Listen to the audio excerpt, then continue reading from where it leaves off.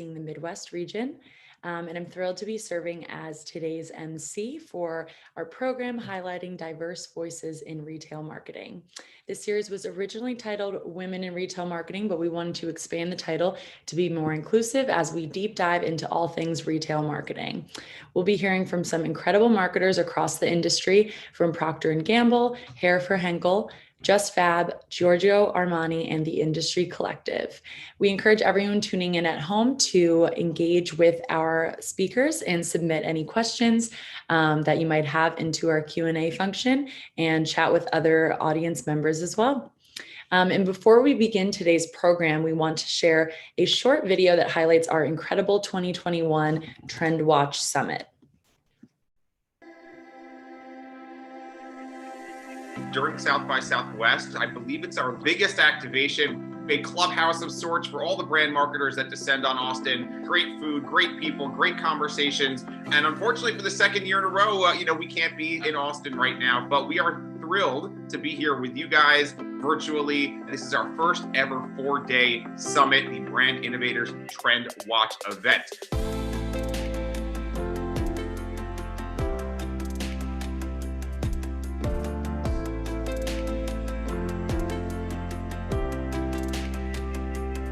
Using fresh ingredients, it's really very important to have a great cocktail.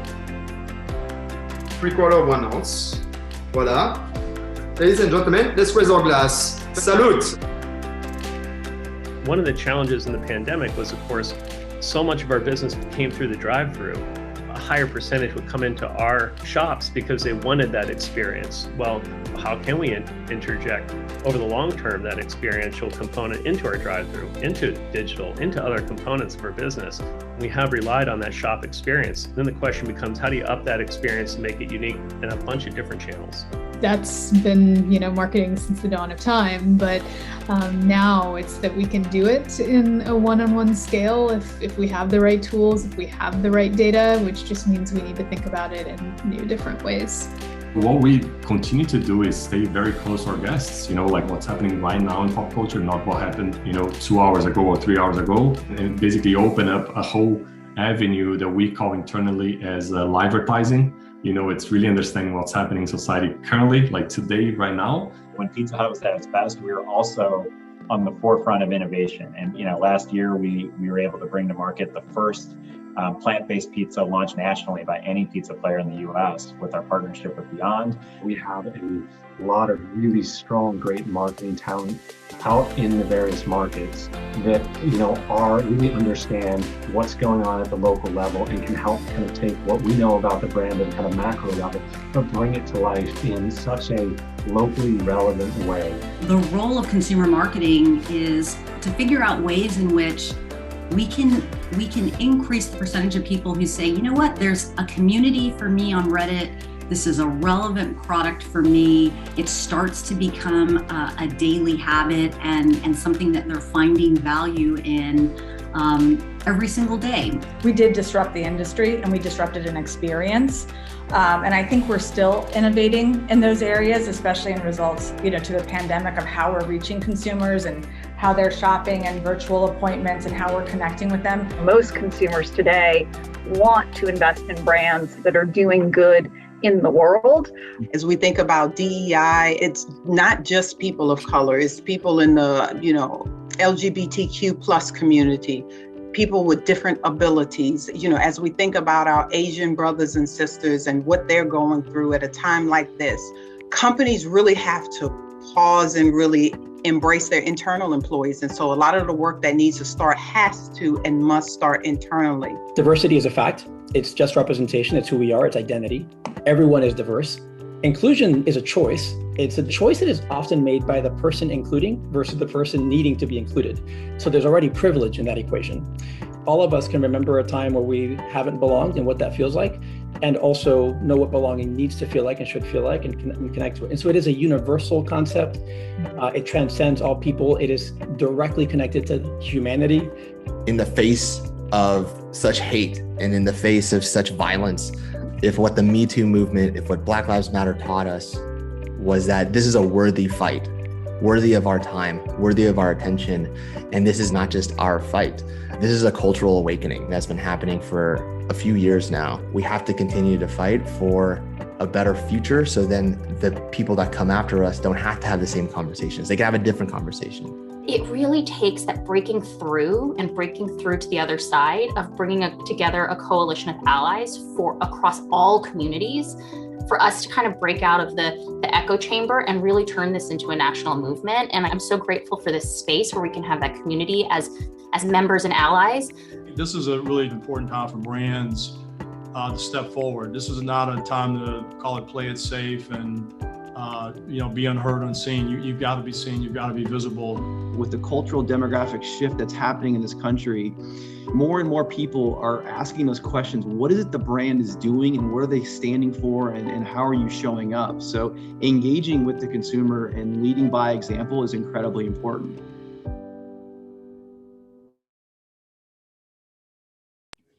Well, always great to recap our amazing program we had for our 2021 Trend Watch Summit, and we're extremely excited for today's event on retail marketing. So I'm thrilled to introduce our first panel of the day. We'll be hearing from Brett Senior, the brand director of Pantene North America at Procter & Gamble, and moderating this session will be Jessica Allison, the client strategist at Dose. Hi, Jessica, how are you?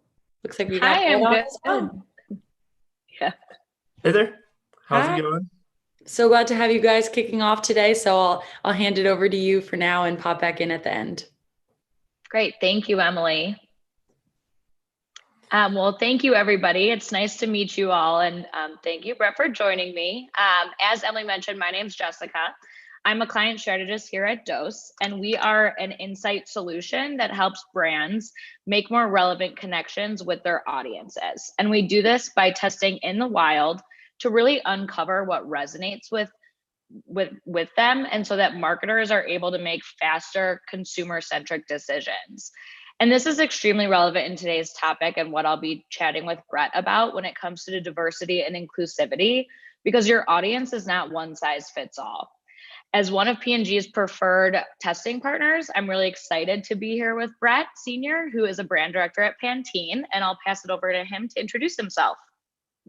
Hi, everyone. Brett Senior. I'm a brand director at Procter & Gamble, specifically on Pantene North America. And what I specifically own, my day-to-day is normally product innovation, everything that is, call it 2022 out into the future. And then what I'm also responsible for in this role is the implementation of our responsible beauty platform and integrating into Pantene. And our responsible beauty platform spans everything from sustainability and ingredient transparency all the way to DEI. And specifically within that, I own our LGBTQ platform for the brand. Great. Thank you for that, Brett. So we're going to get started with our conversation. I see a few questions already here in the Q&A, so we'll save the last 10 minutes for that. But Brett, thank you for the overview of your role. Pantene has been around since 1945, and so this space looks drastically different than it did, obviously, 75 years ago. How, in your opinion, has Pantene's marketing evolved to be more diversive and inclusive in the last, 75 years?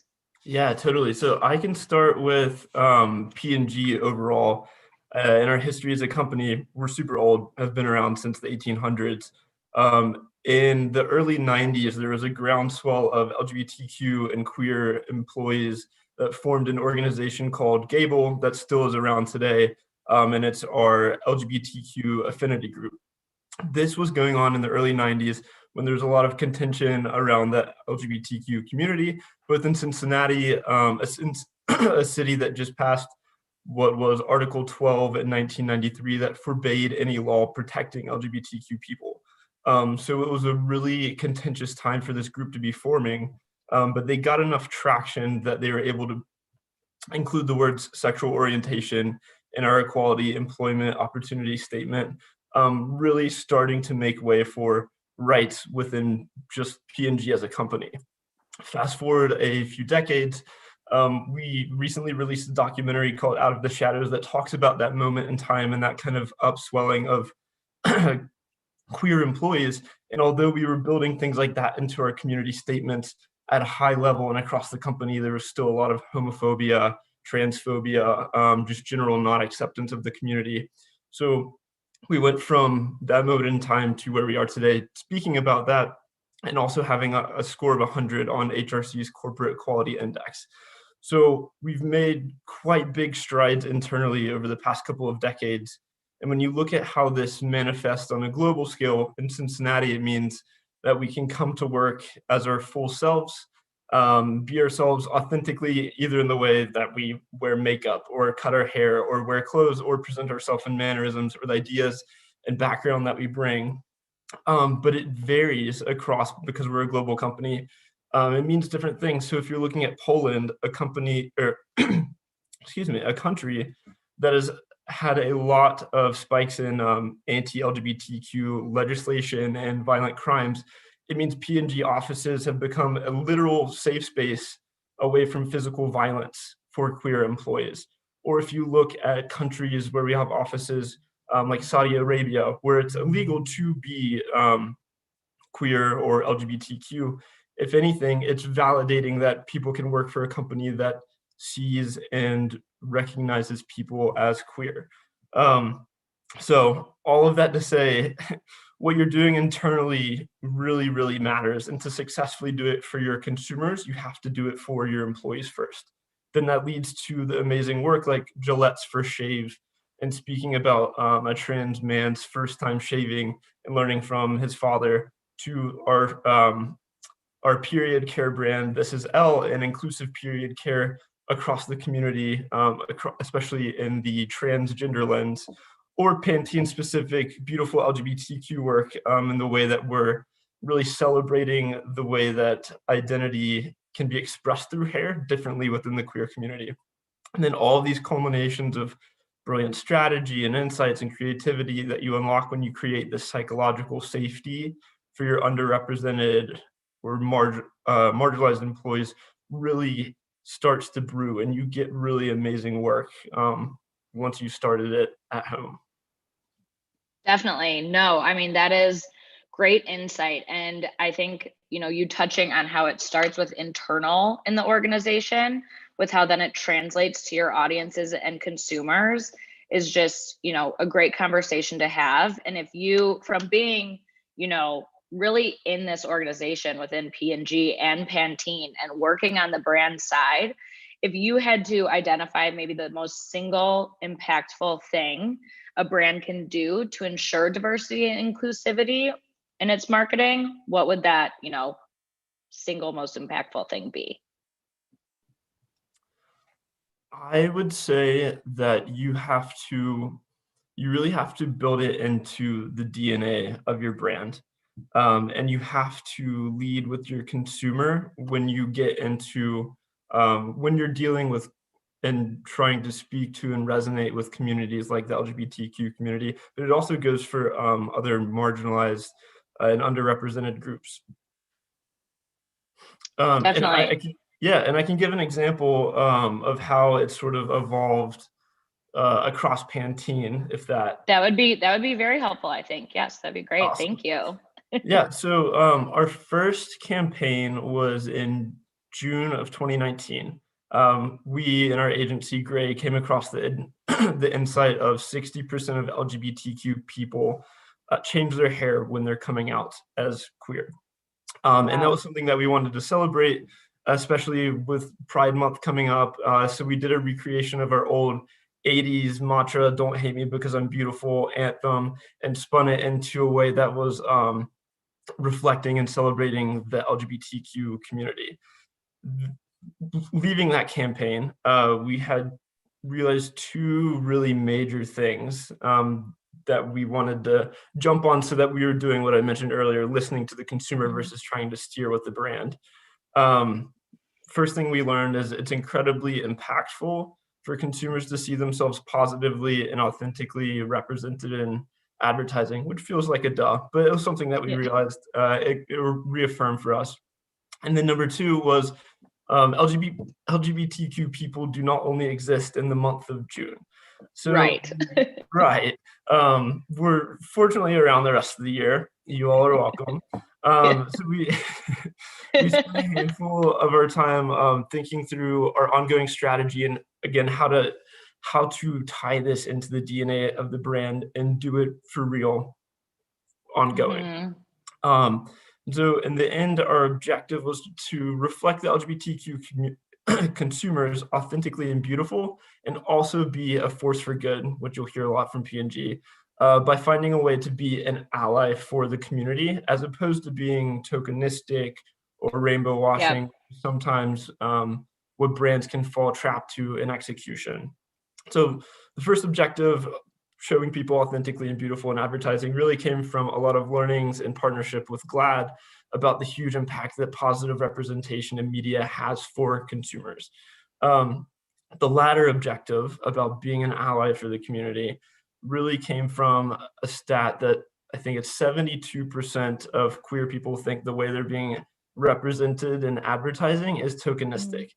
That's really bad. Right, yes. Yeah, and so we took that and asked ourselves, okay, how can we actually benefit the LGBTQ community beyond representation, knowing that the community's already achieved so many things on its own. So to do that, we wanted to make our work more LGBTQ centric, but not only speaking to LGBTQ audiences. So to do that, we have this idea of the movable middle in our strategy, and we use the Riddle scale. It's a measurement of LGBTQ acceptance. And we aim to move people from the middle of this Riddle scale where you're tolerant, you're accepting, you're supportive of the community, and we want to move more and more people to the top of the Riddle scale, which is admiration, appreciation, nurturance. And that's how we see ourselves as a brand, trying to be an ally for the community through beyond representation and ads, which we do as well and is important, but we can go a mile further. Definitely. So we've learned a ton over just the past couple of years, past couple of months. And like I said earlier, biggest takeaway is listen to your consumers, actually hear them, not lead with your brand, and the rest of the magic will follow that. Definitely. No, I love that. I love everything you said, and kind of in tying into that and how you said a lot of, the community feels like they're being marketed to in a tokenistic way, which is not positive and doesn't, resonate. And in order to be really impactful as a brand, you have to be able to authentically connect with these different consumer groups. And I feel when we've seen a lot of brands really struggle to play a role in that conversation. And I know, at my time here at Dose, we've helped P&G and different facets and brands do this all the time, is to find that authentic way into these spaces and communities. And I know you guys, you've touched on a lot of the work that you've done. What have you also found as the best way to learn about these diverse consumers and, what messaging really works for them? So, fortunately, we have a lot of queer people internally at P&G, like I mentioned, whether it's on our team, via our agencies, or through Gable. But we also recognize that to only listen to ourselves internally, we would be in a silo or an echo chamber of queer P&Gers, which is not the representative of the entire community.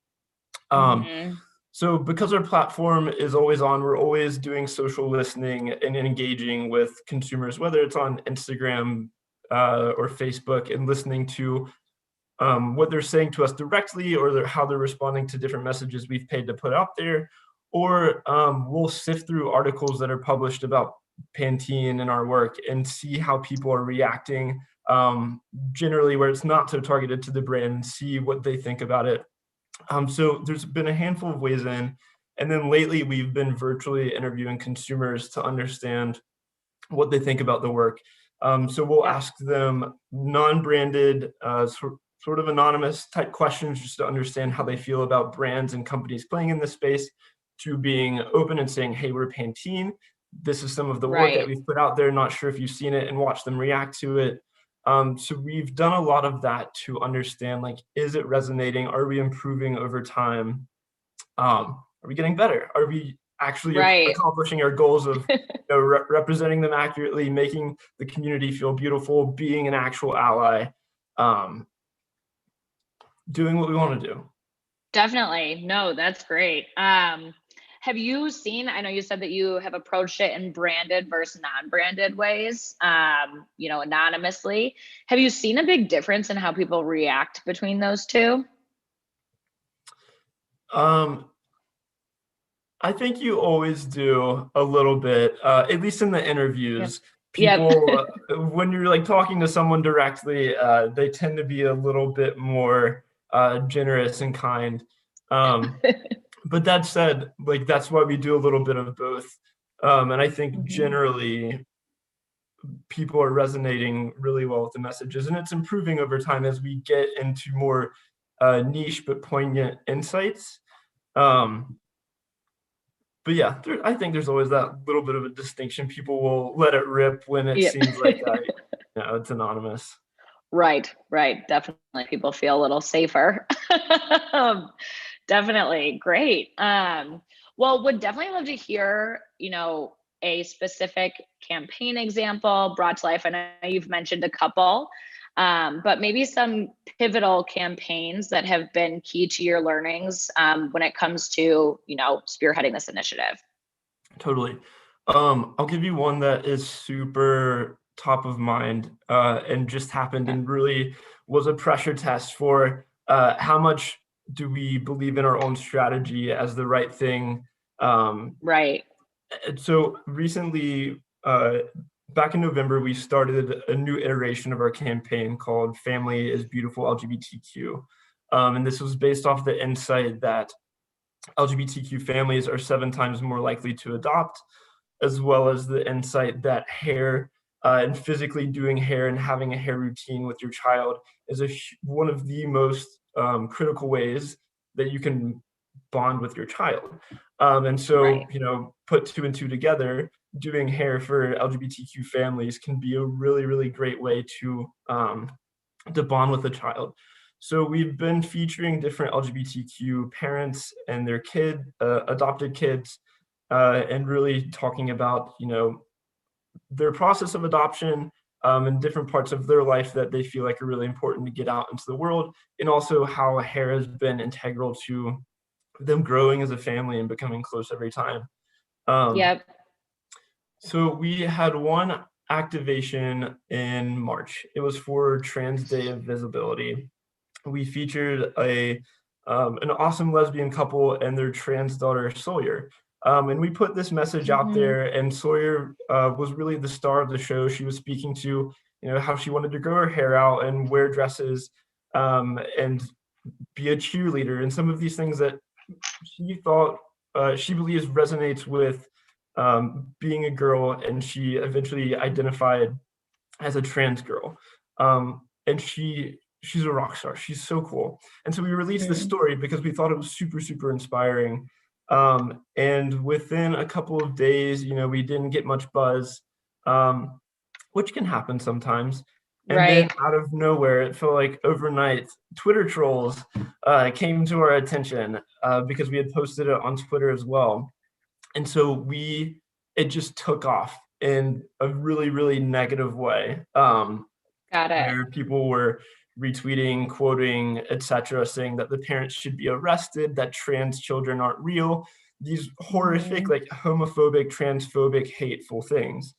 And our number one concern was the safety of the family and are they okay? Do they realize what's going on?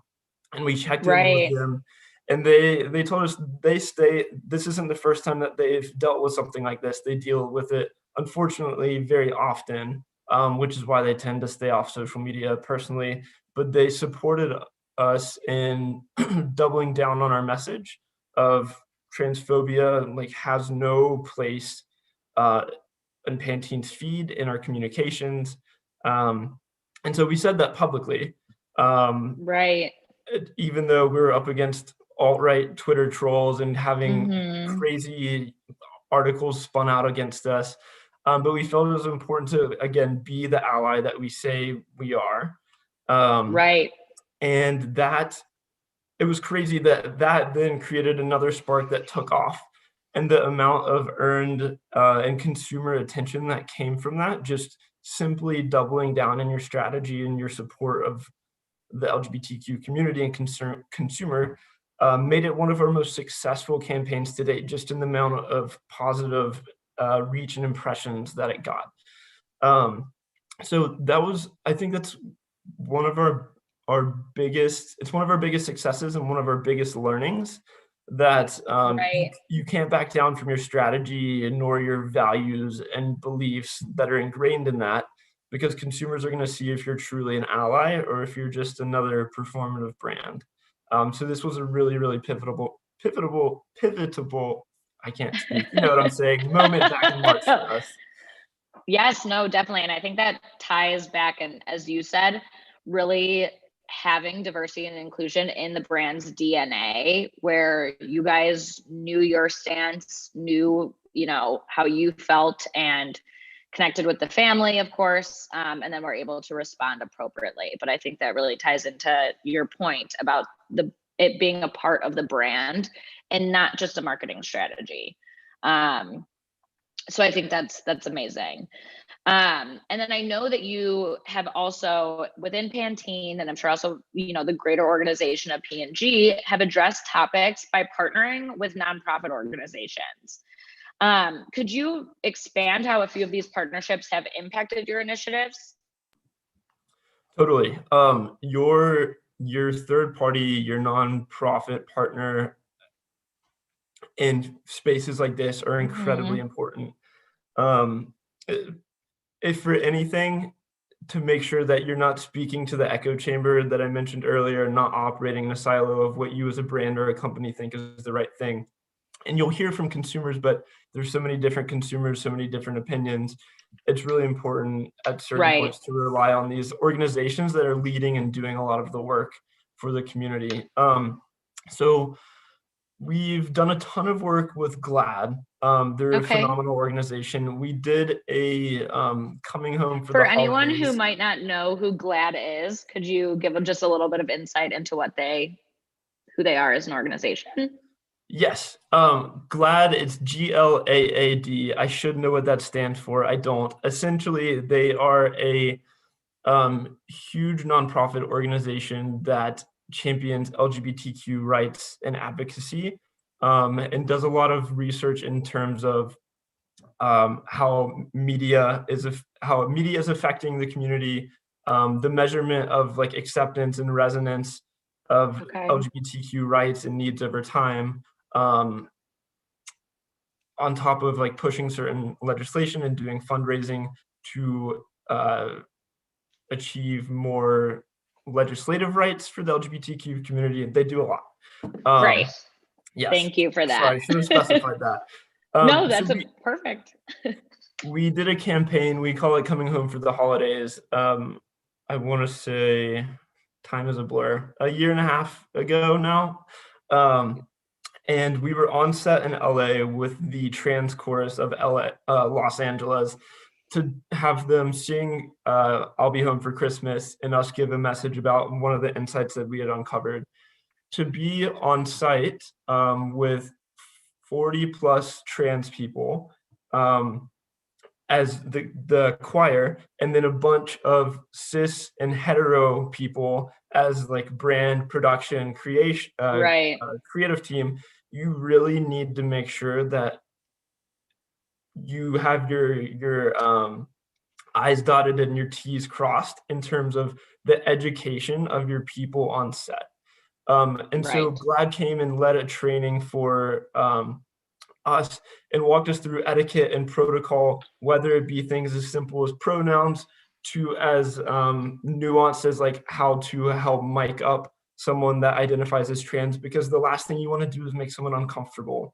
And so GLAAD was just an excellent partner in helping us learn and really navigate a big set successfully. Another partner that we have is Family Equality. They're formerly called the Family Equality Council. And they're similar to GLAAD, but more with a focus on LGBTQ families. So they everything that they focus on in terms of support, legislative pushes, etc., is in the eyes of supporting LGBTQ families. So like I mentioned, we've been working with them for the Family as LGBTQ campaign that we're leading. And they were critical from the beginning. They actually brought us the insight of the LGBTQ families are 7 times more likely to adopt. And so they've been great partners from the very beginning of just making the work that much more resonant, that much more impactful, getting that much more reach with the right audiences. So these are organizations that we've led the work with or partnered on the work with. And we've also been very conscious about making regular financial donations to these organizations outside of the work that we like contract them for consulting. Because like I said, brands, companies need to put their money where their mouth is in some of these instances of support. And these organizations are really doing a lot of the heavy lifting in pursuit of LGBTQ rights and equality. Definitely. No, that's amazing. And I know you may not have been the point person, but for anybody listening who is looking to, connect with organizations, do you know kind of what the process was of identifying the organization you wanted to work with and what the next steps, just how to identify a good partner to help brands really position themselves?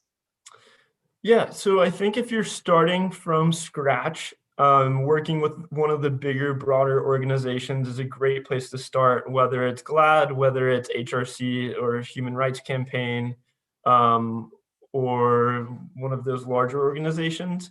If you feel like you've already made some groundwork and want to get into a specific topic or area of support, then I recommend just doing a little bit of research online of there's a lot of different organizations that exist for different and specific things, whether it's the Trevor Project and working with queer youth in prevention of LGBTQ youth suicide.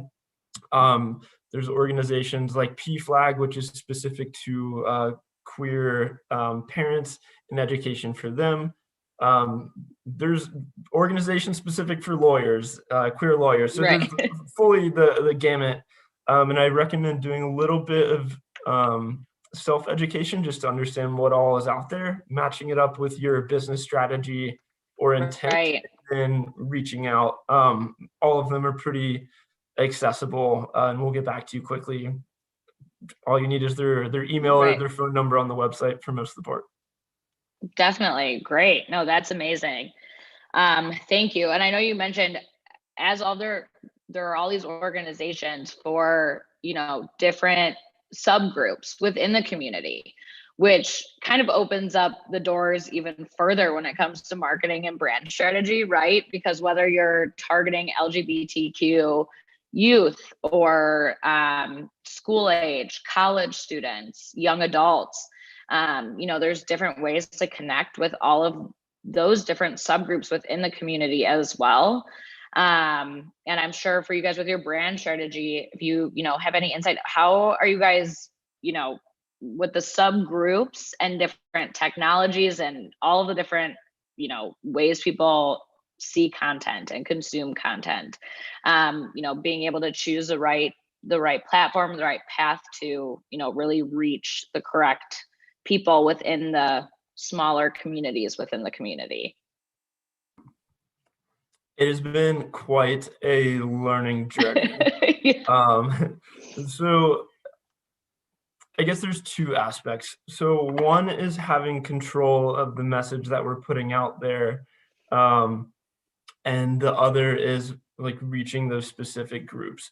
I think to the first point, it's something that we've grappled with. We've done a lot of long form content, which kind of led way to this troll attack where people could splice and dice video and really remove the message from what we were saying. So we've done a lot of learning of what is the right medium in which to tell the story. Is it long form? Is it out of home? Is it a static Facebook ad? And it varies depending on what we're trying to say.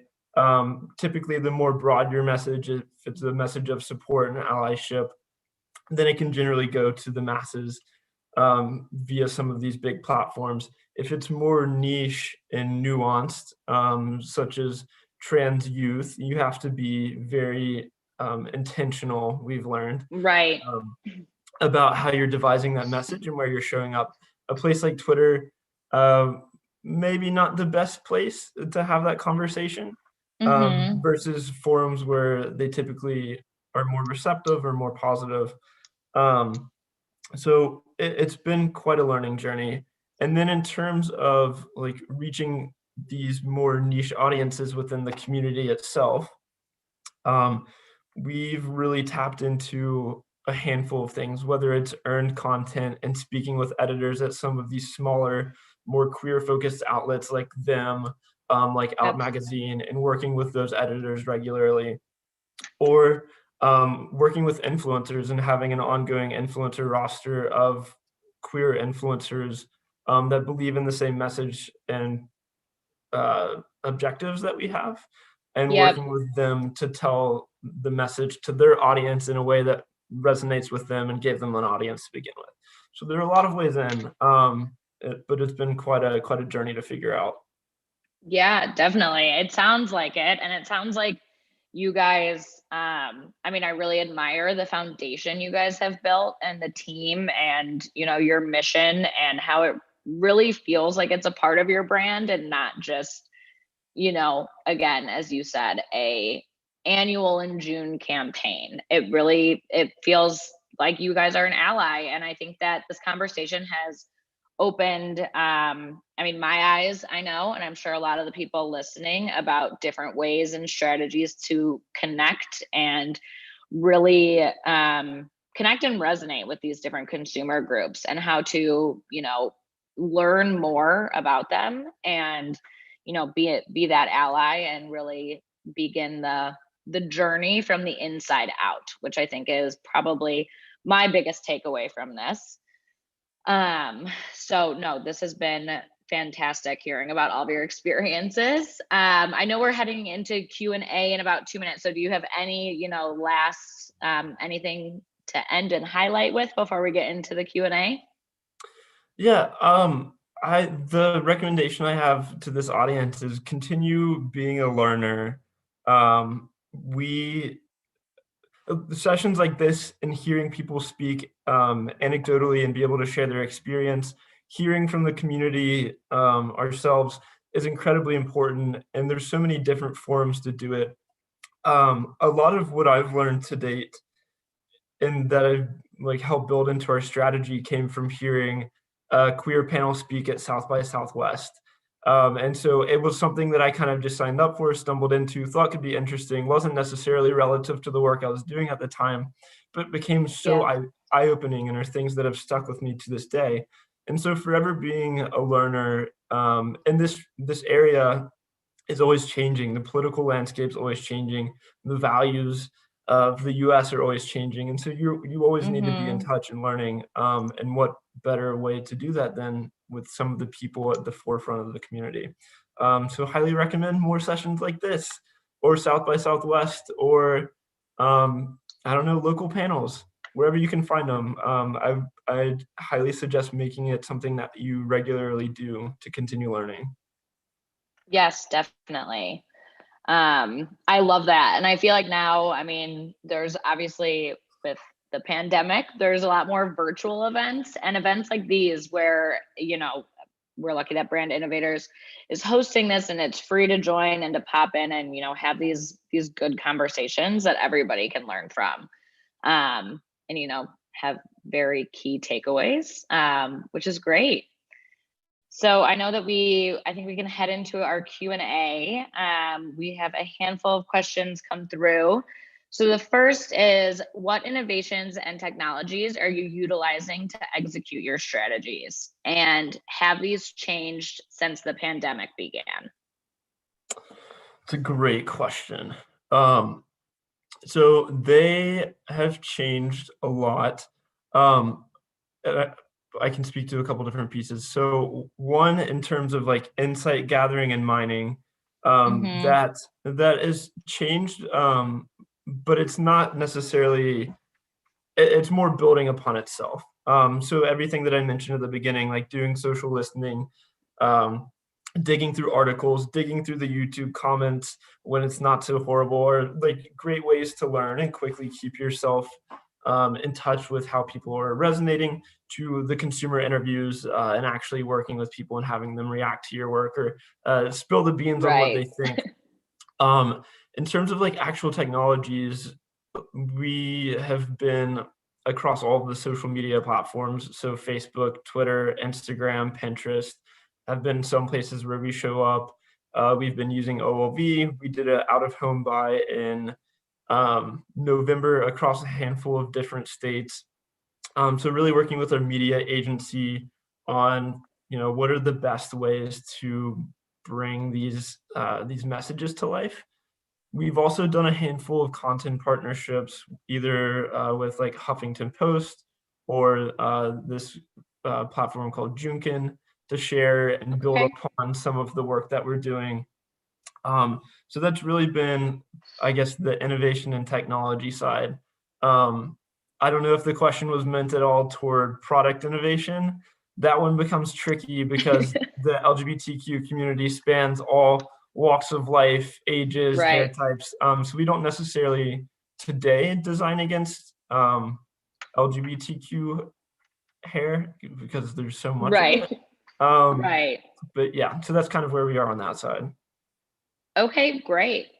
And then I know we kind of touched on the sub-communities within the group, within the community. Someone had a specific question about what efforts are being made with college students specifically. That's a great question. We don't specifically do anything geared toward college students as like a demographic. We do target 18 and up for a lot of our LGBTQ work, which would capture college students. But there's nothing that we're specifically doing toward them. If what the person asking the question is kind of getting at is like Gen Z and how we're marketing toward them, they're part of our consumer group that we speak with, learn from, get insights from, that then manifest in the way that we portray the work and portray the brand. So not specifically targeting college students, but they definitely fall within the group of people that we're speaking to and learning from. Okay, great. I mean, I think including them in the conversation is, step one to that. It isn't, so that's great. Okay, so can you give us an idea of how you shifted, if you did, your media channels and plan over these last 2 months?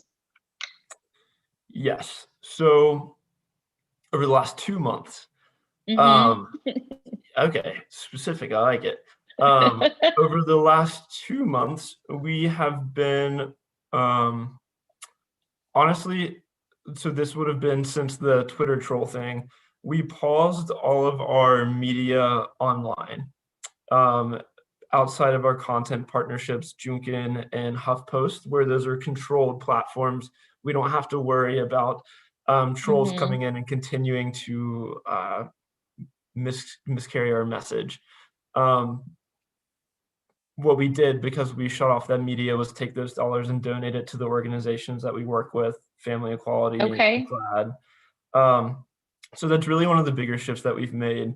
We have stuff coming up for Pride Month because LGBTQ people exist outside of June, also exist in June. And we want to show up as like ally and celebratory supporter of the show, but not by any means like in the spotlight or the star of the show. So we have some things coming up there that we're cooking. But yeah, it's not the most exciting media shift, but it was how we reacted to the trolls, to not continue stoking and snowballing, because there was so much negativity that came out of that.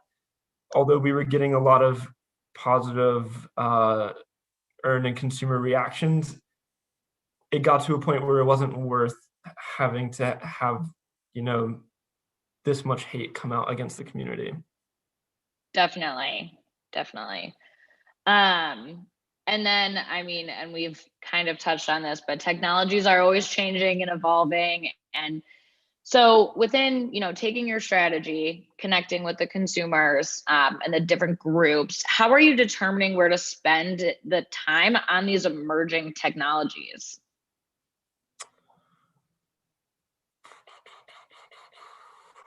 I'm thinking.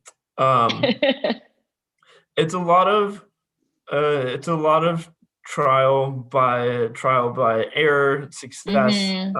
And I guess at the beginning we spread ourselves thin across multiple things, multiple platforms, just to see where people would bite and be most interested and most engaged. I guess it's tricky. We've had a lot of long form content, and so we've tried to focus on platforms where people are giving more attention. Okay.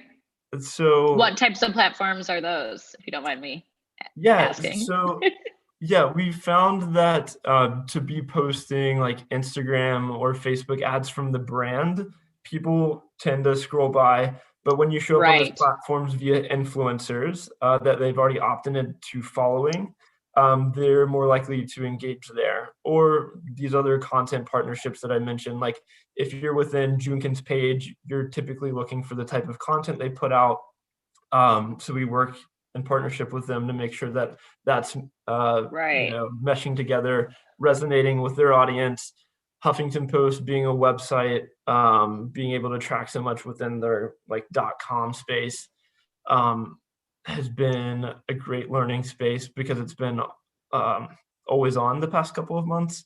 So I guess it depends on the medium, where we are in the year, and just always being open to learn.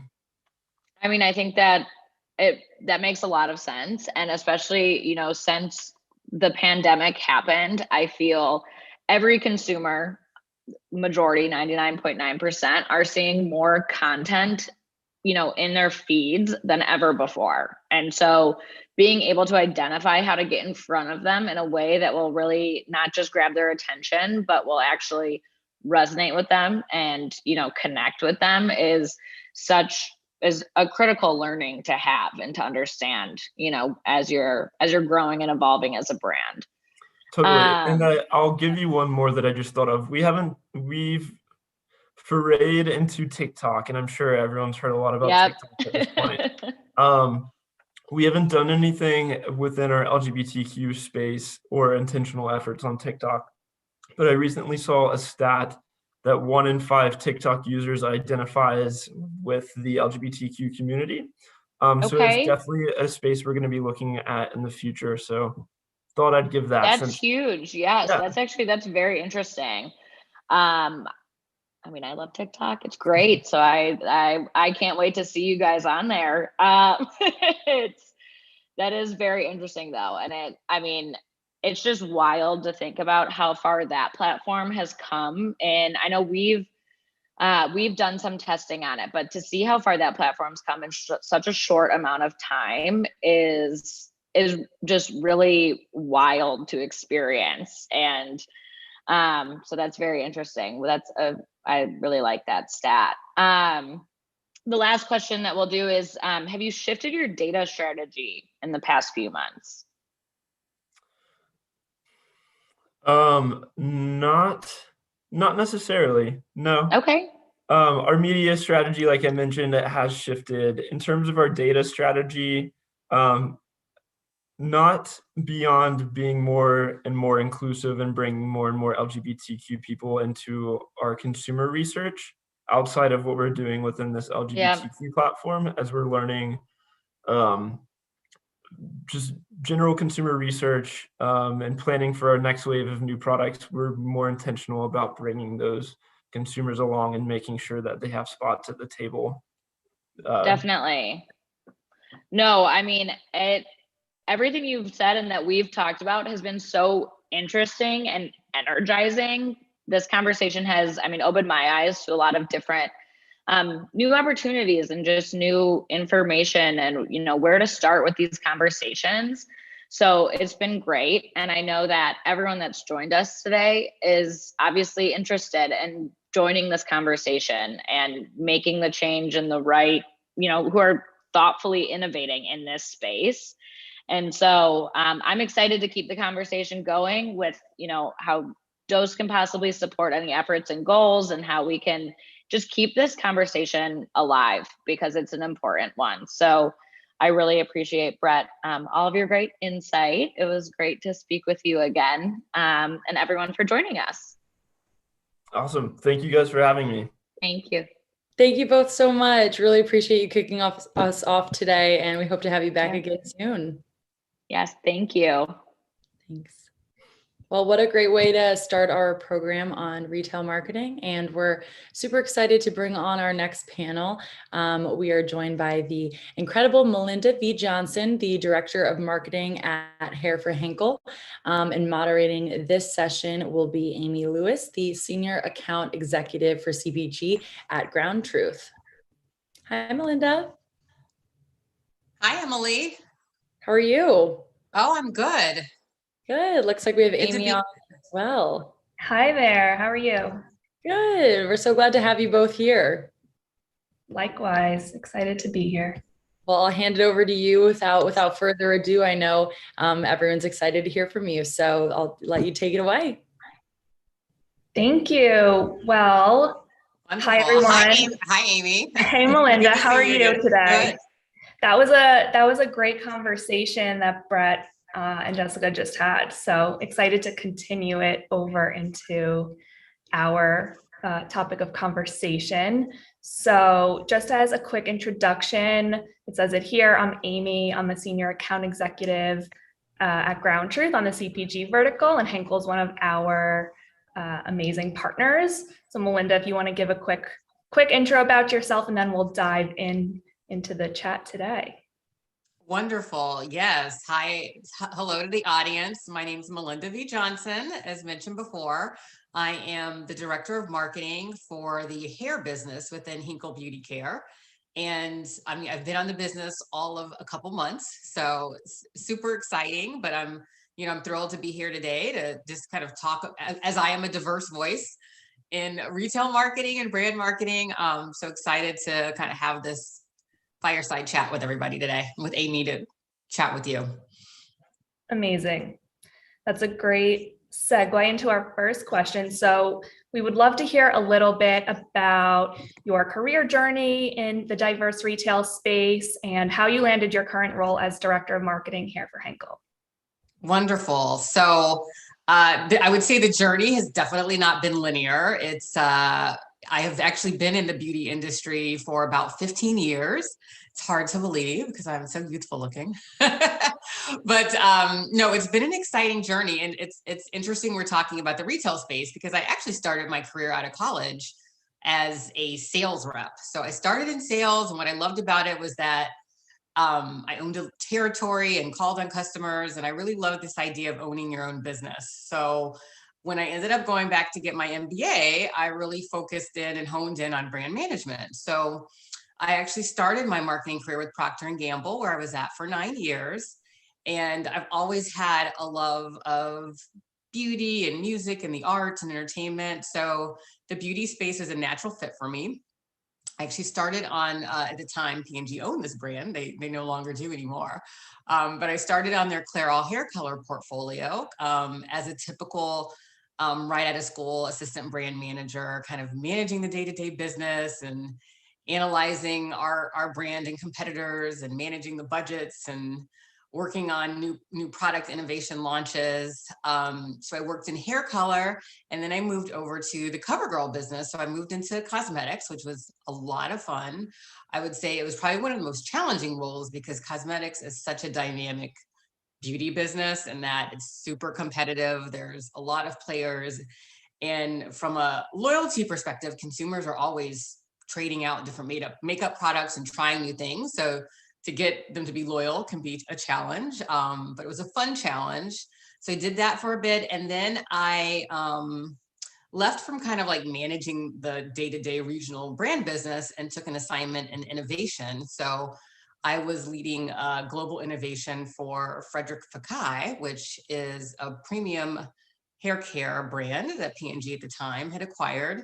again, they no longer own anymore. So lots of lots of movement within which companies own which brands. But that was wonderful because I really got to, dive in deep with understanding this very nuanced, high-end premium hair care luxury user. And I would say that's not necessarily me as a consumer, but it was just fascinating to really understand their wants and needs, and then to develop products to meet those needs. So that was great. And then from that, so I went all the way from like innovating on the front end to then a shopper marketing role at the Walmart team in Arkansas, Northwest Arkansas. So that was my first foray into the kind of shopper and retail marketing landscape. And it was so eye-opening and such a wonderful experience kind of for the rest of my career, because it really enabled me to see how retailers make decisions about our brands. What are the things they consider, how they look at our categories and our markets. When you're a brand owner, you look at your brand as your like little baby and you love it. And it's the only thing in the world that matters. But to a retailer, they have a lot of products that they own. So you get to see from a different lens, like your impact within the broader category. So I did that. I actually moved to another innovation role. And then after that, I actually changed companies. I left P&G and I worked at L'Oreal for 5 years. That's where I was at before I moved to my current role. But at L'Oreal, I started leading some of the multicultural brands within the L'Oreal portfolio. So namely, a brand targeted towards African-American women called Dark and Lovely. And then some other kind of smaller brands that were either targeted towards men or smaller like styling brands within the portfolio, but Dark and Lovely was the main one. So spent 2 years really managing that business and honestly like bringing it back to a place where it could be set up to grow, and really looking at some of the business fundamentals. But I love that assignment because it was super challenging to take a historical brand that's been around for 40 years and reposition it to make it relevant for today's consumer. So I'm super proud of the work done there and where the brand is today. And then I did another shopper marketing stint on the L'Oreal Paris business with the Target account. And different from my first time, because there was some space in between, what's wonderful about the retail landscape now is, the whole buzz is around everything being omni-channel and how as marketers, we can really take insights and influence consumers to shoppers as they go along their journey into purchase. So what was great there is all the tools that I used back in my, years previous when I was working in shopper were completely different. Now we were looking at how to reach her via social, via digital, via in-store tools that, were much more digitally based and interactive. So, so many great learnings. And, I think that took me to where I am today, which is, I'm now back running a brand and a business, which is super exciting. On Henkel, from a beauty perspective, they own some, in the US market, smaller brands. Globally, definitely much bigger brands because they're a company based in Germany. But the brands I now manage on the hair side are called Schwarzkopf. So primarily in the US, it's a color portfolio. And then Got to Be, which is a very Gen Z targeted portfolio of products in the styling category, as well as bold hair color.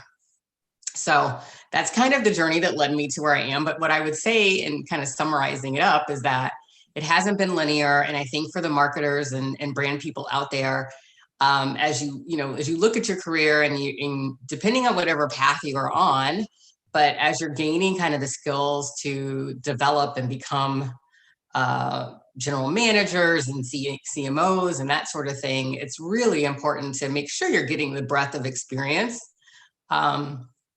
And retail marketing is a big piece of that. I think it was super critical for me to know what I'm solving for when a consumer goes into the store or goes online to purchase a product, so that I can enable better marketing plans, better product development at the beginning of the the kind of marketing process. You have such a wealth of knowledge from the retailer side, the brand side, the shopper marketing side. So thank you for all of that great insight. And we can continue to learn from all of your experiences. So knowing that you came previously from a shopper marketing role, why do you think having that shopper marketing knowledge is super important in your development as a marketer and a future brand leader? So it is super important. And I think it varies depending on the organization. But I think one of the things as I was coming up, having a marketing role at a customer team, like working hand in hand with salespeople and the people kind of owning the account, those roles were few and far between. So they were very coveted. But what it gave you was really this kind of insight into a whole nother world of sales and how the sales teams take our products and how they have to position them in order to get distribution, in order to get kind of the required merchandising to be able to compete in the market, and how they really influence at the customer level. So I would say, as a marketer, it really, some of the skills that I felt like I built up during this time were definitely selling and negotiating skills, because no matter what your role on the team was, you were ultimately challenged to influence whoever at the retailer was necessary to drive your business. So as a marketer, I would work with marketing people at either, Walmart or Target or CVS or Walgreens or wherever. But I was, part of my job was to help influence them as it related to, my particular business strategies, and ideally partnering together with them so that it's mutually beneficial results that come out of the partnership. So I'd say, it really taught you selling skills, but then also it really gave you a look, because the retailers honestly have a wealth of information and they know the shoppers better than anybody else. So it also was an opportunity to really leverage their insights and partner with them to develop better plans, to develop better products. And honestly, the feedback coming from those sales teams and as a marketer, as I interacted with them and learned, were crucial in taking them back to the brands to say, these are the types of things, these are the types of products that our customers are saying we should, we need to be looking at, because they are seeing this trend within their stores, within their shoppers. So it's really quite critical. And I think when you're managing your brand, making sure you're definitely tapped in to how your retailers are performing, what they think of your products, the partnership, and being really, really flexible to kind of share maybe some thinking before it's completely baked and locked, so that you can get that buy-in early, versus, especially within beauty people tend to be perfectionists. Like, we want everything to be beautiful and like super polished, and then go ta-da and present like this like work of art to you. And one of the things you'll learn is that it's actually better to kind of show things that are undone and get that critical feedback built into your plans early on, so that you can adjust. So from that standpoint, I think it's really important. And I would encourage anybody as they're looking at their career, if you're on a marketing team, marketing tends to be like the hub and the center of all the activity on your business, and kind of going off and doing like a retail marketing or shopper marketing assignment isn't quite the same. But I think those ancillary skills that you pick up will be so valuable. And you learn a lot from the salespeople too. I mean, they're super talented and great at what they do in terms of influencing customers. So it's definitely worthwhile, and why I did a second round of it within, assignment of it within my career, because it's that important. And the landscape had changed. So it was a really great experience. Well, thank you. Yeah, no, it's great to hear your perspective being on the brand side of the shopper marketing. How will your multicultural marketing experience take Henkel to new directions and allow them to think bigger now in your current role? So that is, no, it's a great question. So I actually think this might be a good time, I think, for me to kind of introduce like Henkel and play my Henkel video. So, I mean, if the team could maybe cue that up, because then I'll show that, and then I can talk like about some of the experiences that I've had leading into that. Perfect. Thank you, guys. For more than 120 years, we've been experts in beauty, true beauty, creating iconic brands for consumers and professionals. We never stop challenging ourselves for him, for her, for him, for them. That's why our purpose is bigger than selling products. It goes beyond looking beautiful. We want to make people feel beautiful as well. Because people who look and feel beautiful are more confident. And people with confidence connect better. They connect, share moments, build bridges together, not walls. They truly make the world a better place. In a world where so many problems drive us apart, bringing people together through beauty is worth any effort. Providing more and more sustainable solutions and products is important like never before.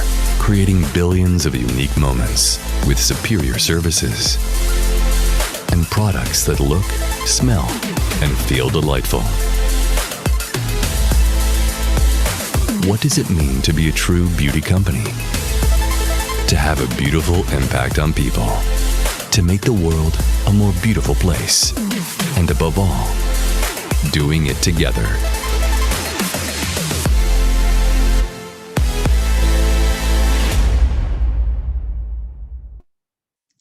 Perfect. Thank you, guys.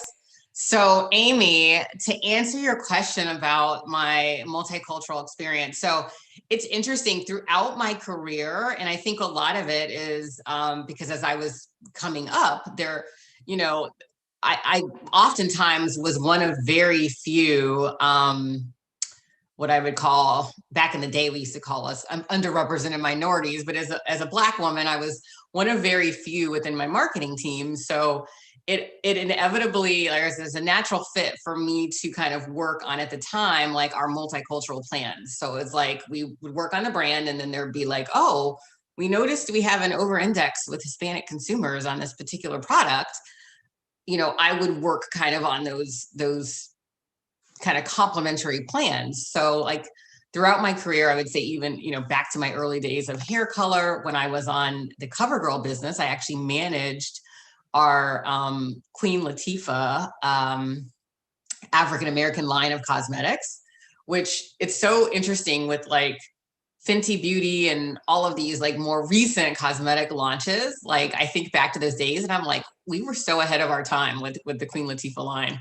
Like it definitely met a need, but like to now see the explosion of every brand making sure that they have the right shades for all types of consumers. You know, it's come into its own, which is a great thing. But, you know, back then I was managing that portfolio. When I was at the Walmart team, I was working back as a P&G at the time, and we had an initiative called My Black is Beautiful.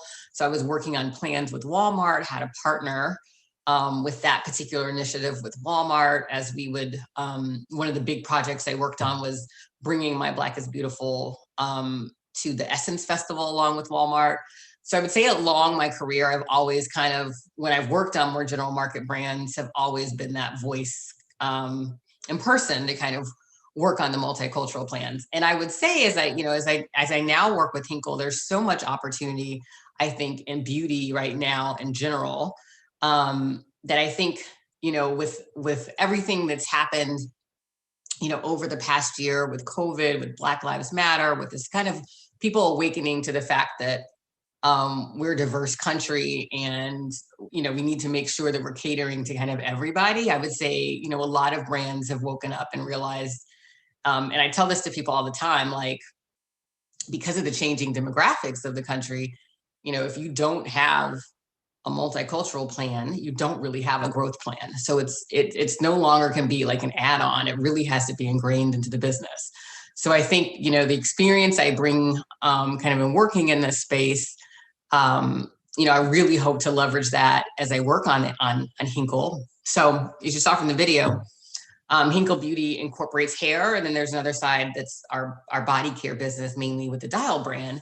But on the hair side, there's two brands, big brands that I manage. One, well, the one's called Schwarzkopf and the other's Got to Be. And I would say that, especially in the hair landscape, the category has significantly shifted in terms of everybody waking up and realizing that there's so many hair textures out there that we need to be innovating against and developing products against and communicating to. So I think, as I'm coming into the Henkel organization, that's definitely a huge focus to make sure that, we are being representative and talking to all consumers in the right way, but also talking to her with the products that kind of fit her needs, fit her or his needs, and that will, really speak to them. So that's kind of where I see my fit. I'm just bringing a ton of experience from kind of working on digital marketing brands and kind of making sure that we're representative across the board in terms of attracting consumers. Yeah, absolutely. And you mentioned that there's so much opportunity to grow this part of the Henkel business. And obviously you have a large, diverse audience already. So what type of initiatives are they putting in place to ensure that they're really speaking to their diverse community? How does that impact the types of product assortments that they're putting out and things like that? Wonderful. Yeah, it's a very broad question. I love it though. It's so many things. So so it's interesting, I think as a business, we've recently uncovered a nugget, and it's actually it's not a super recent nugget, but it's a nugget that's now really built some traction. And I think this is where, I'm coming in as a very strong advocate of how we diversify our marketing activity and really speak to consumers. So on our Got to Be brand, one of the more recent insights, so the action isn't recent, just the fact that now we know it for certain and the organization knows it, is on the Got to Be styling business, we have a large number of multicultural Black women who actually use Got to Be styling for their styling needs. And so there's a variety of usages from what we call laying down edges to making sure wigs are secure and protective hairstyles are in place. But it's a more recent insight that, as a brand, we have this large population that is using our product. And so there's a groundswell of support to really make sure that, hey, we really need to be supporting this key consumer. So one of the insight pieces is that over a quarter of our Got to Be actually it's called Glued, our Got to Be Glued consumers are African American, which as a population African American is about 10%. So completely over-indexed in this consumer population using our products. So there's a lot of work and effort to make sure that we're reaching out to her, we're understanding her, we're making sure that we understand her needs, so that as we work on developing new products, that we can meet those needs. And then also, I think coming in, there's work that we're looking to do as a brand to really solidify what we stand for all consumers. So I think on the Got to Be brand, it's really focused on a younger Gen Z, young millennial consumer. And our broader campaign is called For Whoever You Want to Be. And it's really about embracing who you are and what you stand for unapologetically. And I think this speaks to definitely a lot of, younger consumers in not feeling like they need to be confined to who they are. Not confined to who, but not be confined to societal stereotypes of who they should be, and that they can kind of be free to be themselves. And so when you think about this, when you say Gen Z, it's interesting. People think it's completely age, but it's the most diverse population, it's the most generational cohort that's out there. So Gen Z and multicultural kind of go together. They're one and the same, basically. So we have such a diverse user for our Got to Be business. And one of the things we're sharpening up is making sure that we're connecting with each kind of key consumer within that within that business with relevant messaging, with relevant products. as a brand, we want to make sure that we are supporting the communities, who are purchasing our products. So we're looking at, what some of those, I'd say so what, in terms of linking what we stand for some of the cause marketing and support out there, that we want to make sure we're good stewards of the consumers that use our products. Yeah, I love that campaign. I mean, that really resonates, I think, with a lot of people listening in today. I think we might have time for one or two more questions before Q&A. Okay. And just as a reminder to anyone listening, if you have questions for Melinda, to pop them in the chat, and we'll get to them at the end. But curious to know, what sort of trends did you see happening related to hair care and beauty throughout the pandemic, and how did your business respond? Yes. So I think the pandemic impacted, I think, every business out there. And as I talk to colleagues and friends across the gamut, if you had a brand that was feeding into the need to be clean or the need to sanitize, you were your business was off the charts, and you probably were struggling to even make enough to keep it in stock. In beauty, depending on the category, we saw a lot of different impacts. So interestingly enough, from a hair color perspective, because salons were closed during a portion, and people were at home, we actually saw a really huge spike during kind of the March to early June timeframe, where consumers were flocking to kind of buy retail hair color because their salons weren't open, and they wanted to either cover their gray roots, or the other trend we saw is that they were experimenting with color, which is great. So I'd say one of the interesting phenomenons we saw coming out of the pandemic that has continued, and that as a business on the Henkel side, we want to continue to drive, is kind of the use of bold color becoming more normalized.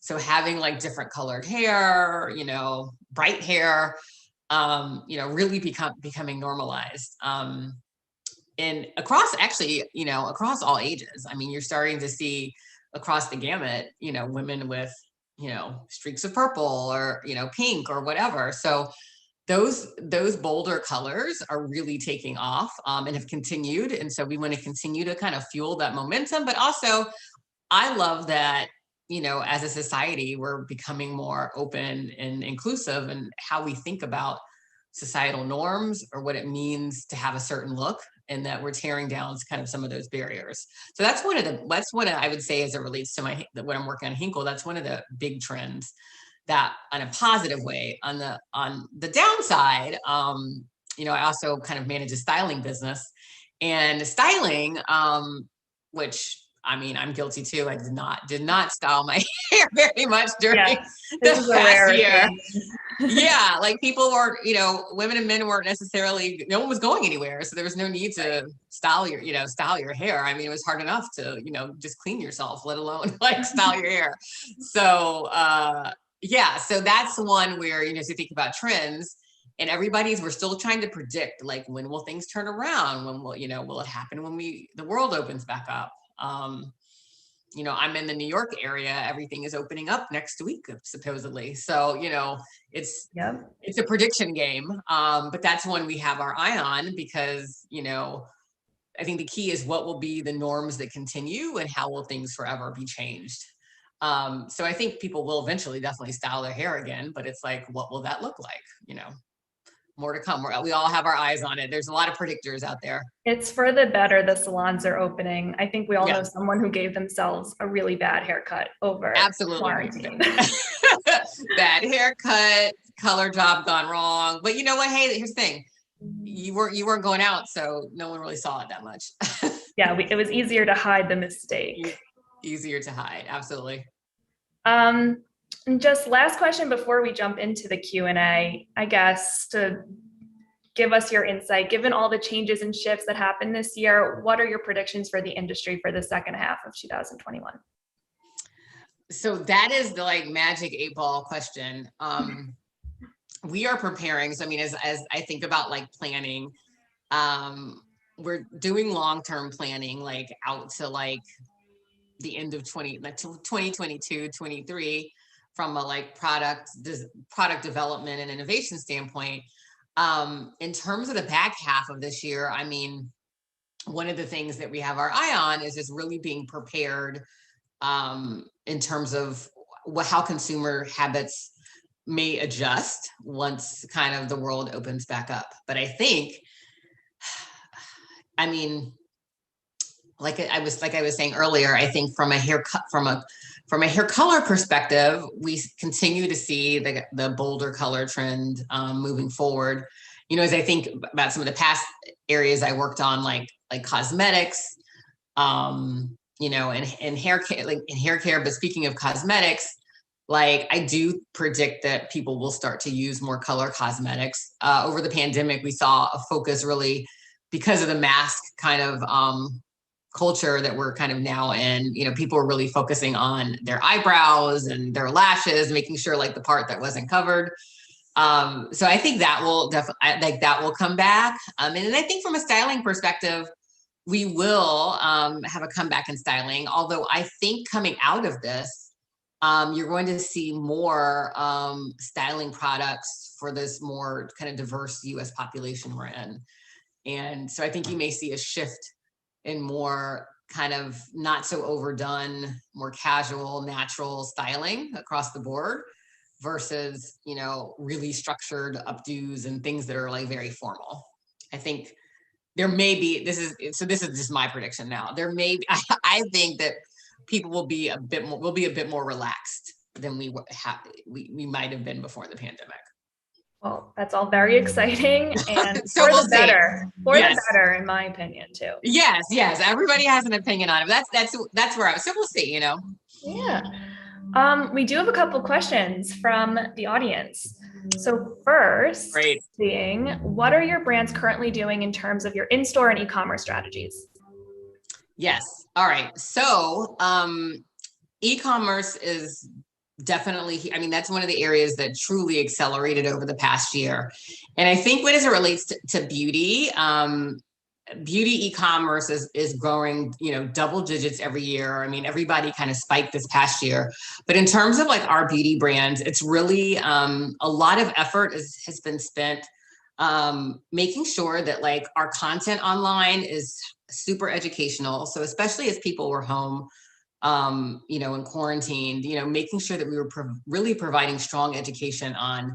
So I'll take, for example, from a hair color perspective, if you had not been doing your hair at home and you ventured into the category for the first time, you know, we were developing content and materials to be able to truly educate you on how to use it. So lots of how-to videos, lots of tutorials and chats with influencers and experts.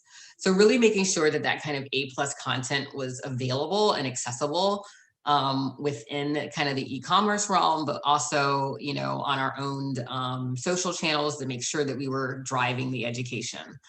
The other thing in this past few months, the business, we launched an app called Choiceify, which is, you know, an AR-based app where you basically take your picture and you can adjust what different hair color looks like.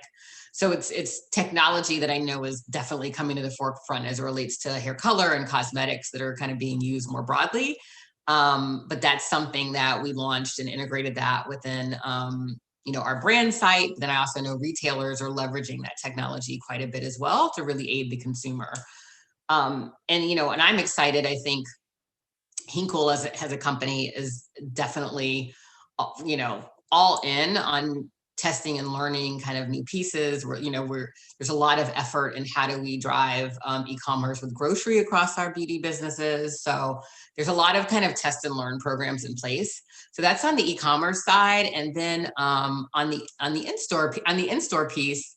So in-store is a little trickier. I think it's interesting. One of the big trends that's happened from a retail perspective is every retailer seems to be launching their own media group and company. So it's like a big trend right now. So as a brand, you know, we have every retailer wanting us to purchase their media, of course, to, you know, really drive awareness and reach within a particular retailer's consumer group. And so I think the jury, and from my perspective, the jury is probably still out on like the effective, like the true ROI and effectiveness of it. But I think in general, I love that, everybody is thinking of how can we better reach consumers in this new kind of digital landscape. So whether that's with how do we help her become more aware, how do we increase the consideration, to how do we, help her convert no matter where she wants to shop. It's all love in my perspective. It's just a matter as a brand and a business owner, making sure that we're doing the right things for the business and for that particular retailer, and really having a good grasp on where our consumers and shoppers are for your brand. And like you said before, omni-channel is the buzzword. So whichever way those shoppers want to buy, it's up to them. So absolutely, we should be here to supplement that. And I think the retailers, the smart retailers realize that, and everybody is it's like a race to the top. Right. And then another question kind of along the same lines is, what do you see as the biggest future challenge to retail and e-commerce, and the biggest opportunity? The biggest challenge. Okay. So the biggest challenge to e-commerce and the biggest opportunity. Yes.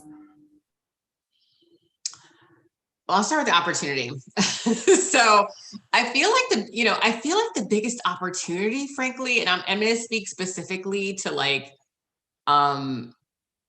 beauty, is I feel like with the pandemic, one of the wonderful things that I've seen is it's basically like almost a paradigm that forced everybody to become, more digitally savvy, and to really up their use of working within, whether it be e-com or, figuring out,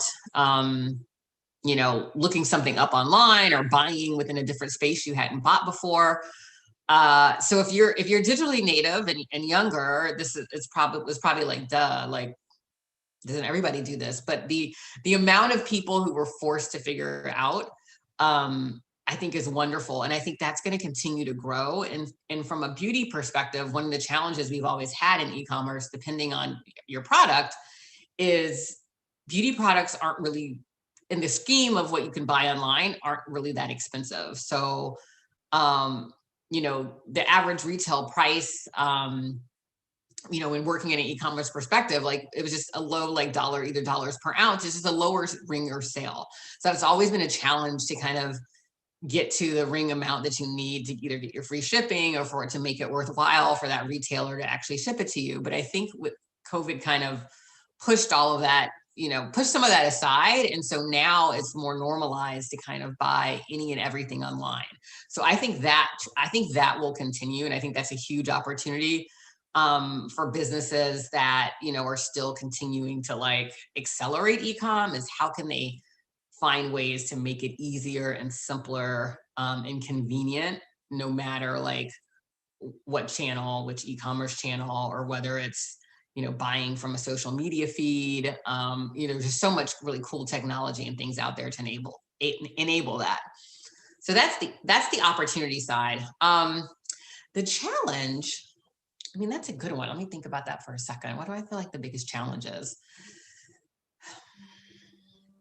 I think so on the same vein, I said the opportunity is the growth. I think the challenge too could be that anticipated growth, and making sure that we are either we're building the technology to deliver it, or that as businesses, we're working extremely hard to kind of maintain and grow. Because I think because as we went into last year, one of the interesting things I found is every brand I knew had triple digit growth on e-com. So this is before COVID hit. When you peeled back and you asked, well, what are the building blocks to get there? How are we going to do it? No one had an answer. And then COVID hit and everybody exceeded their goals. And it was oh, this is amazing. But it took a natural catastrophe and disaster to hit it. So I think continuing that strong growth is going to be the challenge, and figuring out what's going to be necessary to continue to drive e-commerce penetration, to continue to be creative and innovate on new ways to easily bring products to life. I think the area of like voice, so with your voice apps, I think with like Clubhouse as a voice social, I think there's some cool things in voice that I don't know the answer, so I'm not like Gary Vee, but if you follow him, there's some cool things that are coming that I think as brands, we just have to quickly kind of get with it to stay like where the innovation is trending. And hopefully, people's behaviors have changed and they'll continue to, use what they learned over the past year. So absolutely. Thank you for all of that great insight and knowledge sharing. This was amazing. Yeah, thank you both so much. I feel like you're already so up to speed on everything, Melinda, after being on this brand for not too long. So it's exciting hearing all the exciting things you guys have in store. And so great to have you both here today. Thank you. Wonderful. Thanks for having me, Emily. Yes, and great talking, Amy. So nice to chat with you, Melinda. We'll talk soon. Yes.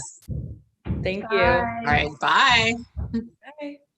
Well, what another great panel. So glad to have both of them joining us. And, it's not too late to invite a colleague or a friend who you think might be interested in learning about retail marketing today. So feel free to share the link that you have. And next up, we're excited to introduce Jesus Ramirez, who will be moderating this session with Erin Vitero, the Director of CRM at Just Fab Textile Fashion Group.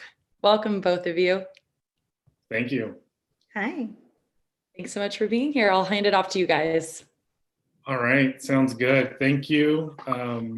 Great last session. So maybe before we start, what I can do is give a quick overview of who I am and my company, and then I'll pass it over to you, Erin, to tell us a little bit about your background and what you do at Just Fab. So my name is Jesus Ramirez. I am the VP of Strategy at Tallwave. Tallwave is a customer experience design company.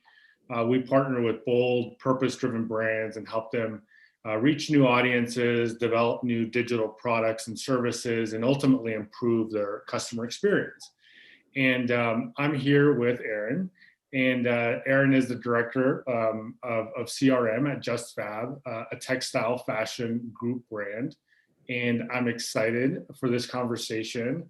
And thank you all for joining us. So I think maybe a good place to start, Erin, is if you could tell us a little bit about yourself and what led you to where you are today. Sure. So as you guys all know, I'm Erin. So I have been in the CRM and email marketing space since the very start of my career back in 2007. I actually, my first job was at an email marketing agency. And I actually found my first job on Craigslist during college, it has led me on this adventure. I would say that what has kind of led me to where I am now is a curiosity and also just a willingness to try something new. So for example, in my first job at this agency, it's like when I left, I went to something pretty similar. And then the way that I found myself into the e-commerce and retail space that I am now is actually online shopping. On modcloth.com, saw a really cool lookbook featuring their employees, and I thought, wow, wouldn't it be great to work there? And I saw, at the time, they had a position open for, an email specialist, which was exactly what I did at the time. So I applied and I ended up working there, which really, I would say really started off that next level of my career. And so to this day, I took a brief break, but to this day, I am still in the fashion industry and loving it. And so that experience was really my first taste of being the real owner of the channel and being able to see the, the fruits of my labor and the impacts of the work that I had it's doing. And that's super important to me. And it's something that I've been able to keep throughout the rest of my career. That's awesome. Thank you for sharing that. It's a great story. And you have some good sort of stories in terms of how you landed in that position, and then also with JustFab, right? I'm curious. It'd be great for you to share, what attracted you to JustFab and how you started your role there. Yeah. So I actually, before I even worked there, I was a customer of Fabletics, which is a part of the textile fashion group of brands. And so before I had the job, I lived in San Francisco and I worked at a car insurance startup. One of my coworkers asked me, and when I decided to move to LA, she was like, where's the place that you would want to work? And then I was like, you know what? I think it would be great to work at Fabletics. So I kind of put it out there in the universe. I didn't actually get there, but I'm very happy where I am. I'm in the same building. And it's the role at JustFab is very, suited for me. But the way that I got connected to this, actually working at the company is that on my farewell to San Francisco, hello LA Instagram post, I had a previous coworker at ModCloth comment on my photo saying, hey, I'm working at JustFab and we are in need of a CRM email marketing manager. Would you be interested? And then I was like, sure, why not? So I think, about a week later, I sent her my resume and somebody called me that same day. And then I was, in the next few days, I had interviewed and I met everybody on the team and I knew that I would be foolish not to take the job there. That's amazing. There's nothing better than employees who are loyal customers before they become employees. Oh yes, now I'm basically a member of all of the textile brands, so I have a lot of clothes and shoes. That's awesome. So what are you focused primarily in your role? So I know that you're director of CRM. What does that entail? So what CRM means at JustFab and textile in general, it's what we're talking to is our segmentation and targeted communications to our customers. And so the channels that my team oversees is email is our biggest one. And then we have some emerging channels like push notifications, SMS, and browser notifications as well. Yeah. Okay. And so, yeah. That's perfect. And we'll circle back to that because I think there's some really interesting topics in that particular space. I'm curious, maybe a good place to start the conversation is around the diversity at JustFab, because I know that in our conversation, that was one of the things that really stood out to you about the company, about the brand, and I'd love for you to maybe share a little bit more about that. Yeah, so the first time I walked into the textile office building, I was, blown away at the diversity. I think it's possibly, a factor of being located in LA, which is, one of the most diverse cities in the country. But it was just something really amazing that I didn't have as much in my previous roles. And so it was great. It's like I saw people who looked like me, who were my peers, and also in some leadership roles. And that was extremely exciting. And it was something that I didn't realize that I needed in my workplace until I had it. And now I never really want to go back to anything different. That's great. Yeah, that's a great story. I know that recently you JustFab went through a fairly major rebrand, and I'm curious if you could share with us what inspired that, and then two is if you could tell us a little bit about the role that the notion of amplifying diverse voices had in that rebrand? Sure.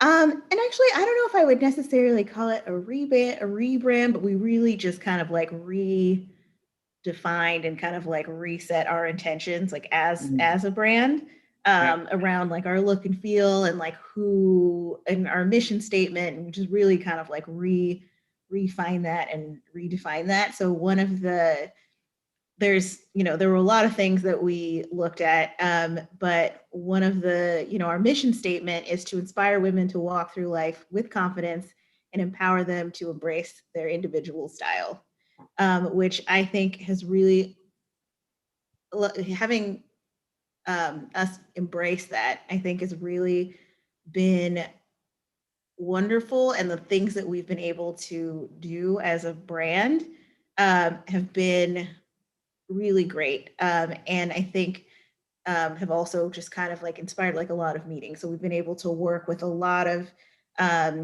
different types of women, amplify different voices through our partnership. So we started a program called Leading with Style, where we've partnered with, it's a monthly or bi-monthly campaign. It's kind of to bring our core values to life. So we are amplifying the voices of the women we admire so we can champion and support women. So we've partnered with Ali Webb, who's the founder of Dry Bar, Mandana Dangani, who's the co-founder of I Am a Voter. So we partnered with her around the election time, the poet Cleo Wade, and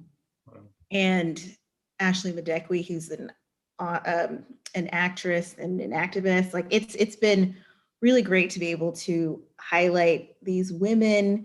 We create, a fashion collection around them, curated by them, and then we have like an interview series and additional content about them. But it's just been really great that we can stand behind that as a brand and really amplify these voices. That's amazing. I'm curious, what's been the response to that from that particular campaign from your customer base? Yeah, I mean, we've seen a lot of positive responses like on our social media. We have seen some pretty good engagement on our emails.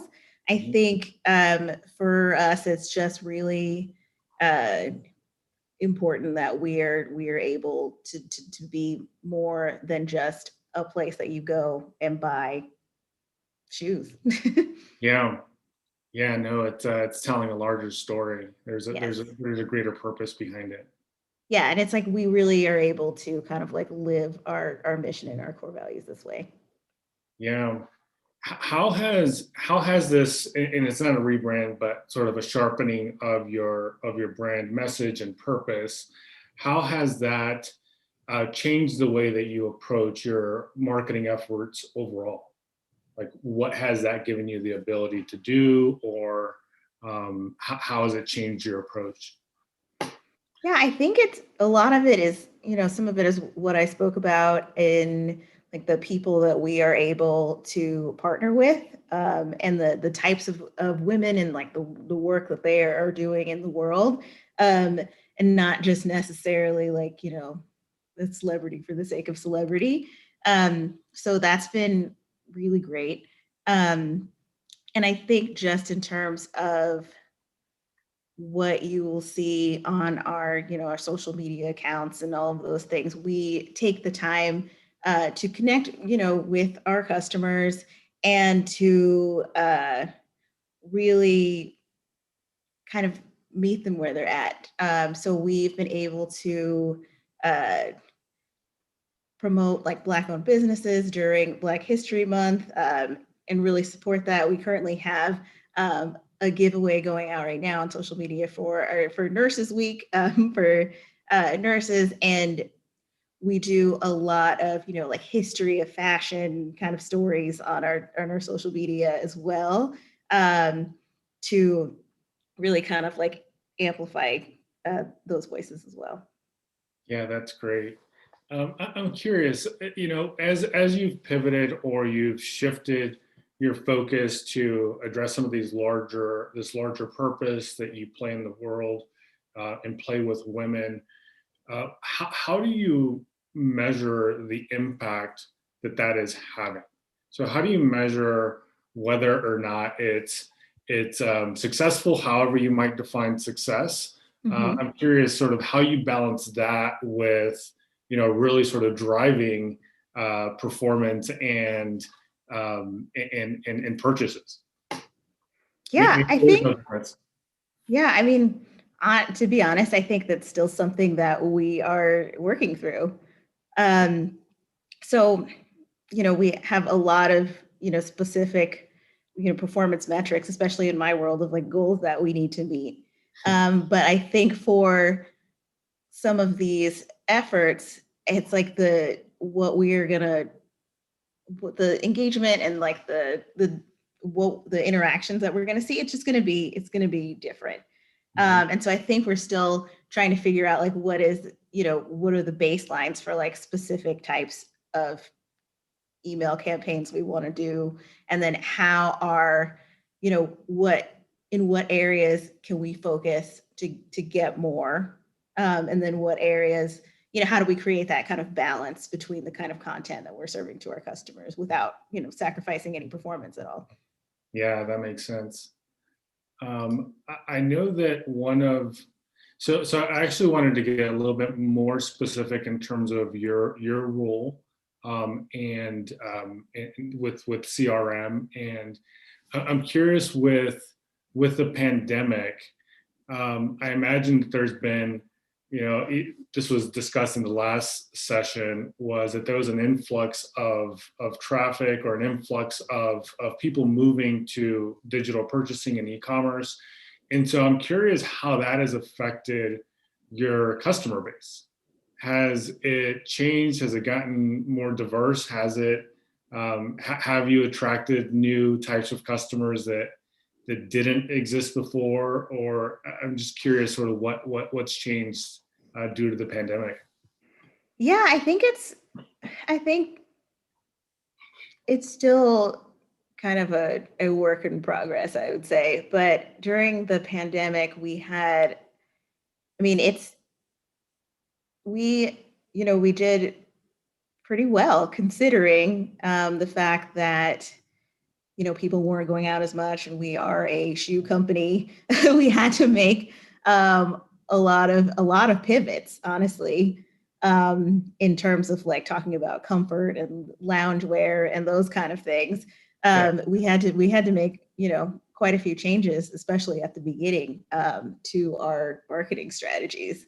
I think what's going to be interesting is now, as kind of, restrictions are easing, people are getting vaccinated, the rates are lower, like what is going to happen? Like, what is the new customer behavior going to be like? Yeah. We even saw like just interesting trends, at the beginning of the pandemic. It's like we saw our email open rates go up, but our click-through rates were going down, because it's like, I guess people were looking but not actually like ready to shop. It's like, I want to be distracted, but I'm not ready to go buy anything yet. And so I'm curious to see, like, as the world changes again, what is going to happen? Like, what's going to be our new normal? I feel like we've gone through like 3 phases of a new normal since last March. So I think we're entering the next one. Yeah, exactly. It's so interesting how that, it's funny, like the shift in buying behaviors. And I mean, I imagine, moccasins and slippers, sales went up. Yeah, it's like everybody wants those. And now it's like, okay, like, are people going to be a little bit more sensible? Are people going to be a little bit more extravagant? Like, how are they approaching this next phase is really fascinating. Yeah, from what I remember, we're starting to see an increase in search for heels. Like, people are ready to ready to go. That's so fascinating. And this is something that a lot of brands are dealing with, right? Everybody's trying to figure out what is behavior going to look like after this. I mean, if you go back and look at a lot of the predictions that people made even 9 months, 12 months ago about consumer behavior, it's interesting because I was doing this recently, and it's actually much different than how it panned out. Like people are, it's hard to predict these things. And so are there any things in particular, any data that you're looking at in particular to make determinations of your campaigns, sort of what content to push, how to structure your email campaigns, all that? Yeah, one thing that I have been, there's a couple things. One thing that just came to mind actually is when we're looking at reporting. So a lot of times we are looking at year over year metrics and how things performing year over year. And like, obviously the world is a different place.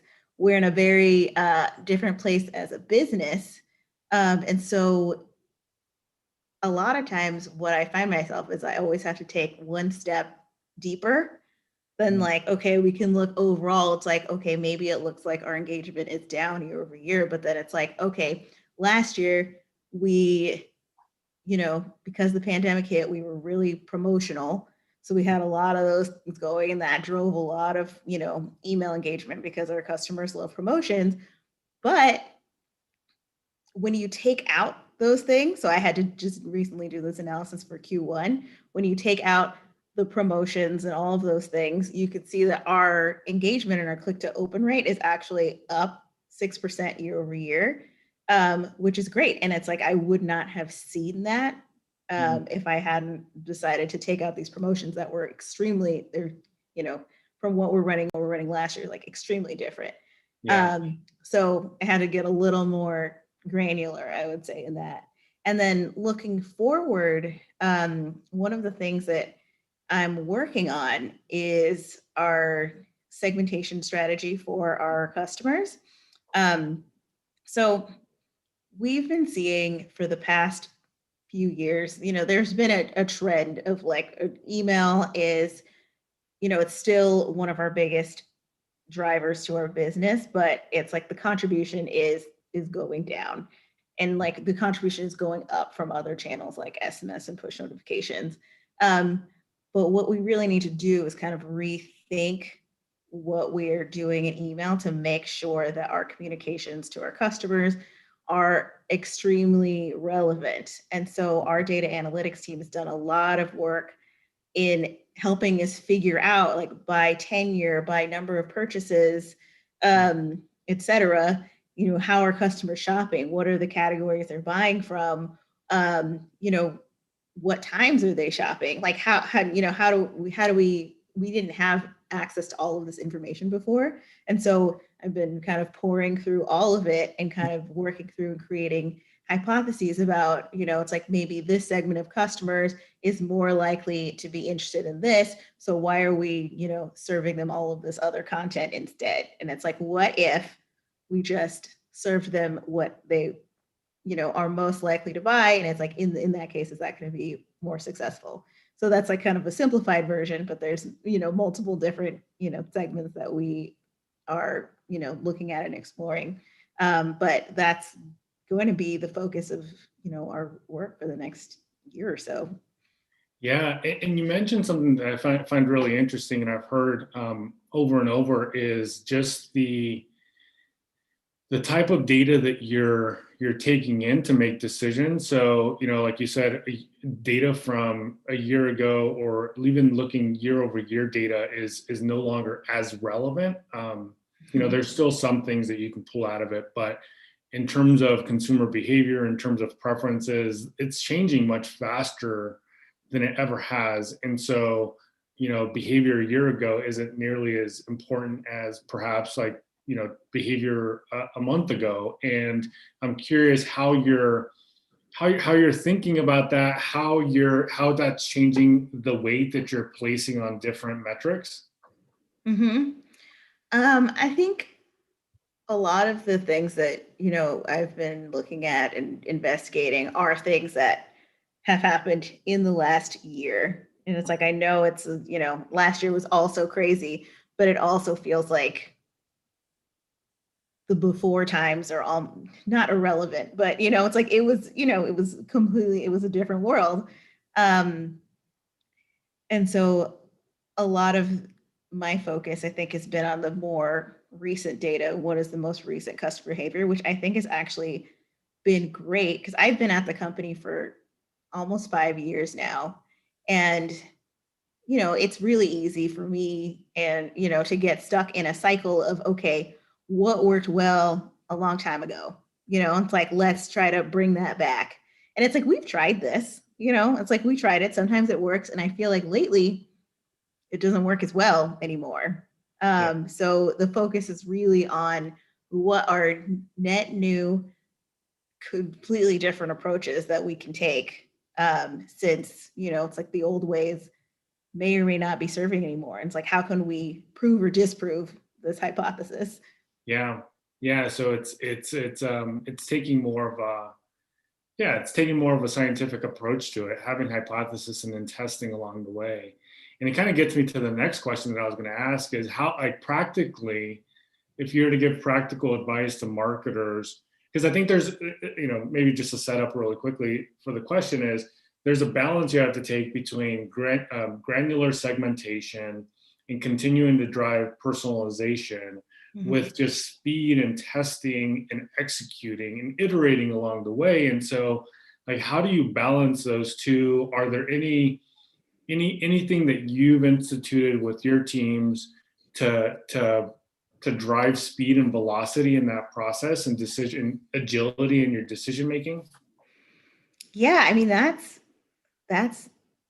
a real tough question, honestly. Like, it's still a struggle, I think. But I would say we kind of have streams, I suppose. So it's like, there's our day-to-day optimization of like, okay, what are the types of subject lines that work? Or like, is this creative layout going to work? And like, those things can still go on. Like, those things will apply, like those creative kind of learnings. It's like, those are going to apply no matter what overall strategy that we take. And then in terms of like the big pieces of, well, for our, segment of customers who's only purchased one time, how do we get them to make that second purchase? And like looking at what they're buying, and it's like all of those things. It's like there are a few hypotheses within that whole segment. And then it's kind of breaking that down even further to like how can I, prove or disprove that, what I think is true. And those don't actually have to be, those tests, I think, don't have to be super gigantic at first either. You can start with small to kind of like, just kind of like test out the waters of like, is this, is this really what is going to work or resonate? And then as you learn more, you kind of build your case to do the bigger things. I see. Yeah. So it's kind of like it's tempting, I think, to try all of the really large things first. But also you're spending a lot of work on something. And it's like, if it doesn't pan out, then you kind of put all your eggs in one basket. Yeah.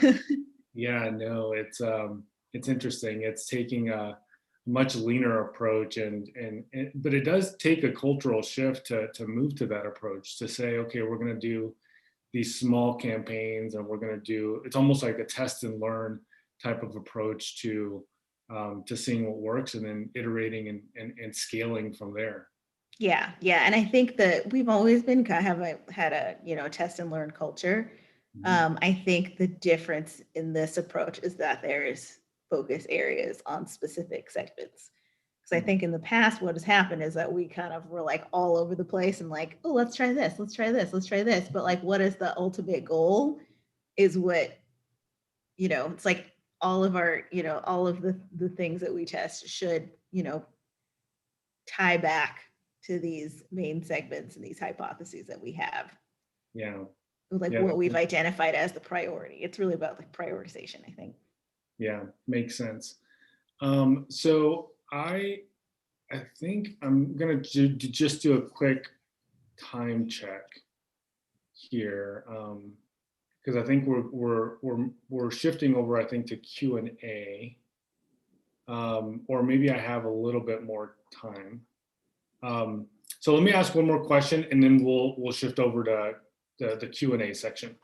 So, one of the things that we talked about in our discussion was the role that that leadership plays in driving or helping an organization amplify the voice of diverse voices. And so I'm curious to hear from your perspective, because Just Fab is so good and so has a culture of empowering employees to do this. What are some practical advice that you would give both marketers to advocate for this, and then as well as those in leadership positions to support their teams who are trying to do this? Yeah, I think in terms of marketers and diversity, I think it's really kind of like understanding your audience and the audience that you want to go after.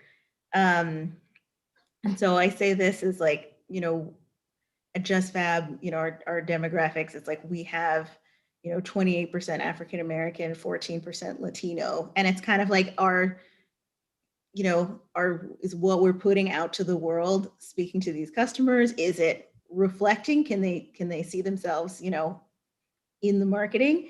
And I think that's one thing that's really important. And also, putting, that kind of numbers behind it, I suppose. It's like, it's hard to argue with, it's kind of like, of course we should do this. Yeah. It's, once you see that, it's kind of like, okay, why not? And in terms of, supporting teams, I would say that it's really important.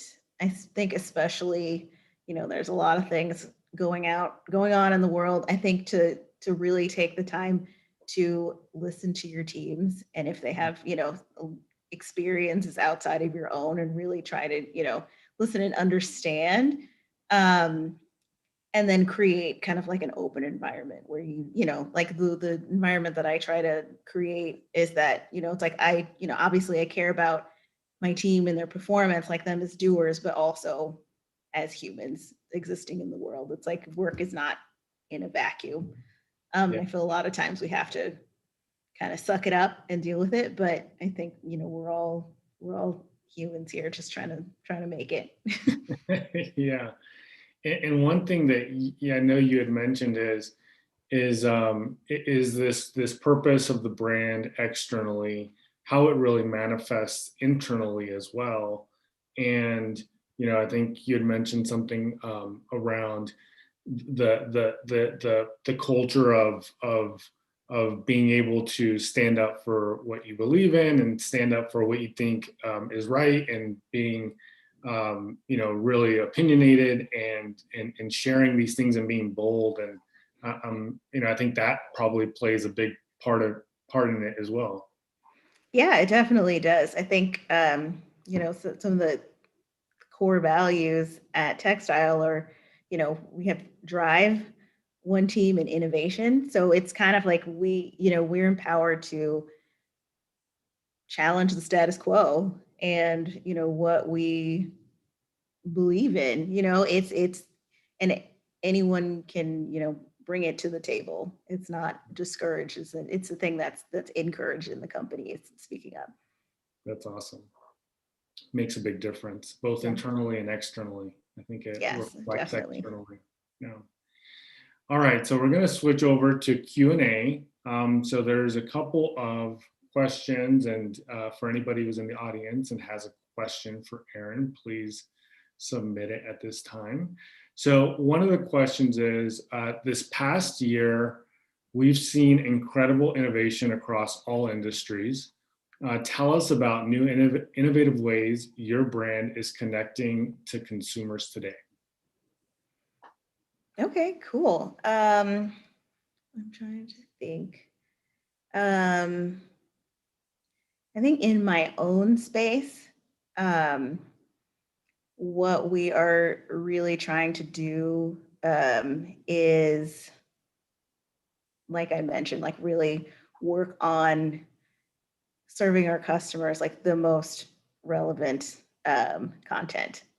I think we've also done a really good job in terms of, creating this kind of content like outside of shopping, like I mentioned, for our leading the style, and kind of, showcasing the voices of women and giving our customers, something to interact with us with that's, not necessarily, just shoe shopping.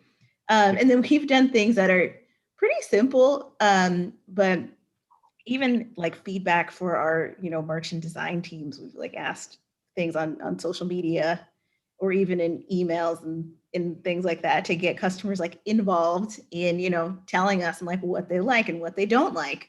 And we used to, in the before times, and I'm sure, we'll do something similar in the after times. In the before times, we would have these events called Meet the VIP, where we would invite customers into our office and we would kind of like run a Wow. little focus groups. And it was really great because, anybody from the company could participate. So I was in there note taking or facilitating. And so it's really great, especially as an online company, to be able to meet your customers in real life and see who they are and how they are. It was really eye-opening. That's awesome. Any plans to bring that back? I'm not 100% sure. I think it really depends on, what happens in terms of COVID and safety and all of those things. Yeah. But I would have to ask our market research team, but there's probably something in the works, digitally. Yeah. Yeah. All right. Let's see. Moving on to the next question. So how are you balancing short-term goals with longer-term strategy initiatives?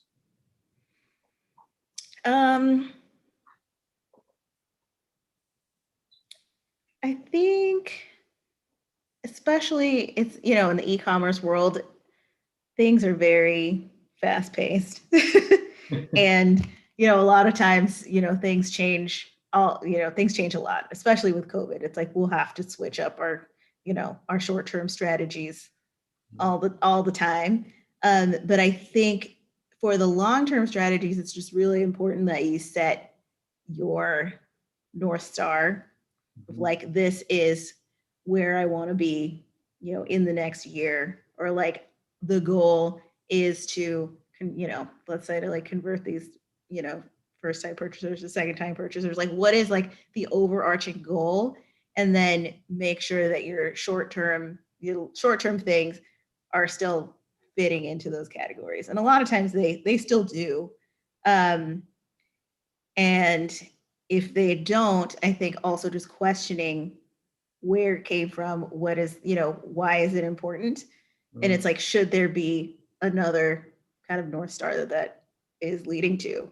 If not, then, what are we doing? It's like being able to ask those kind of questions and just understanding what is the big picture. And it's like, based on that, it's like, do I need to adjust my big picture? Yeah, so it's questioning both ways. It's questioning those smaller short-term needs or initiatives, but then if there's a pattern there, then you have to start questioning your longer-term North Star. And so that makes sense. One last question. I think we have time for one last one. What are you most hopeful or excited for in the coming year? Well, I'm just really excited that, hopefully, we'll have more, what am I trying to say? It's like more life, like more things to do, that, we're going to be opening up, as a country. And I'm hoping that we, as I'm hopeful that in terms of our business, that, people are ready again for fashion. I'm interested and excited to see like what the changes are in the things that people want. Yeah. And, it's like, is everybody like, okay, I'm going out now, but I also feel that, people love being comfortable, and like comfort is going to be a huge thing. Not just, for this year, but I think like going forward, it's like we're all used to being very comfortable in our home. So it's like, ooh, why would you ever really go back to uncomfortable fashion again? So I'm curious to see how that plays out, because I think the fashion world is going to be a little bit different than how we left it at the beginning of 2020. Yeah, I feel like there's a new category emerging, right? It's like comfort professional, like comfort. Oh yes, definitely. That's funny. I'm all for that. Me too. Me three. I was gonna say, I don't know if I can give up my leggings and sweatpants for jeans every single day. I'm like, ooh, Yeah. that seems I'm daunting. working sweatpants into my regular wardrobe. Definitely. Now and Yes. forever. glad we're on the same page, and I think we'll just see some more cute sweatpants keep emerging in the years to come. Oh yeah. Well, thank you both so much. It was so great having you here, and we so appreciate you taking the time to be part of the program today. Yeah, thank you. Thanks. Have a good one. Thanks, Erin. Thank you. Talk soon. Well, we're on to our next fireside chat. Really excited to be joined by Fabiola Velarde, the Senior Director of Retail at Emporio Armani Americas for Giorgio Armani. And this session is going to be moderated by Courtney Kerrigan, the Director of Consulting Services at New Star. So really happy to have them joining us today, and hope you all can stay around for the next few sessions we have. Hi there. Hi. Hello, Emily. How are you? I'm great. How are you guys? Good. Very good. Good. Thank you. Well, so glad to have you here. I'll hand the mic over to Courtney to kind of lead the discussion and pop back in at the end. Awesome. Thanks. So how are you? How was your weekend? It was good. It was quiet. I'm on the recovery because I got injury 2 months ago after I was like, healthy food, running, workout and all that. And all of a sudden I got a bad injury that I thought it was going to be simple, but it became complicated. But I'm learning a lot, about our body, about be patient, about listening to ourselves and, control what you can control. So everything has a positive side. Yeah, I think that's a lesson we're all learning in different ways this last year. Totally. Right. Awesome. Okay, well, let's just go ahead and jump in. So the last time we talked, you told me about you have a pretty interesting career path. Do you mind sharing a little bit about how you got into fashion and retail in the first place? Yeah, of course. I think fashion was always one of my passions, same as architecture. So I decided to study first architecture, and then I start in a retail concept. So while I was doing that, and I, start working and have some experience, I moved to New York. I started working in this amazing firm, specialized with all the, retail. So I was in that moment, I thought that I found it, I can combine both worlds and all that. And I started in FIT, a degree of fashion merchandise management. And in that time, I received this project that it was a Carolina Herrera, the new concept, the lifestyle brand. So I started working in this project as a project manager.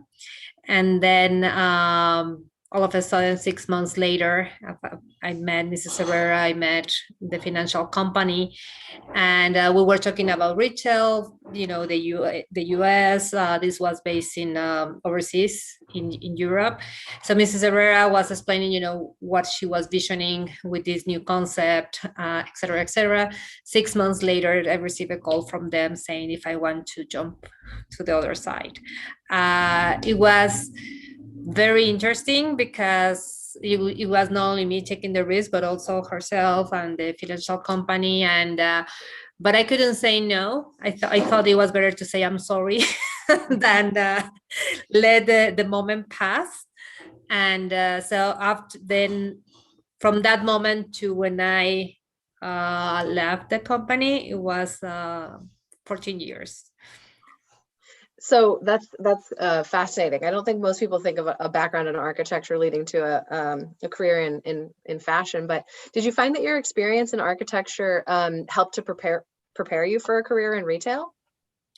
Well, help me in many ways. Of course, understanding, what happened inside. I think I was fully understanding of how a store works. The layout, the the experience, and that the clients had to had in the shops and all that. But then, of course, it was a part. Let's say the soft part of retail. I think at the end, I have learned that retail or being a store is selling fashion. For me, it's like an art. You have to give life to that product that is hanging in those racks, and you have to all the emotions are involved. It's a good sales or a good client advisor. Is not only about giving you the product to try on, but it's about giving the full experience through the product to the client, create a desire. So I learned a lot of things. Oh, I bet. Yeah. What were some of the gaps where you felt like, you sort of had to learn really quickly, or you didn't feel like you had quite the experience, and how did you get through those challenges? Well, I would say that the one-to-one, with the client, and in a more in detail, how I made it happen at the end, it was, find that talent, very talented people, and just, explain what the project was, and hoping that they believe in what I was believing. In that moment, they of course, the concept that originally happened for the lifestyle brand of Mrs. Herrera evolves through the different cycles, but in that moment it was like to bring establish this lifestyle of the designer. And believe it or not, of course, I was very familiar with Mrs. Herrera because not only I was based in New York, but also because of her background and my background. So for me, it was, a celebrity. Yeah. But depends on the areas of the US, that she was well known only by the perfume, not necessarily, or by the bridal, but not necessarily as a ready to wear, not necessarily as, what at the end it became. So it was to kind of transmit or educate, people from retail, same as a client. So I think the key was to find the people that believe on what I believe, and that was awesome. Yeah, and then so you leaned on your team. That makes sense. I think in a whole new career, I can imagine it would be pretty challenging, but it sounds like you had a strong team behind you, so that's awesome.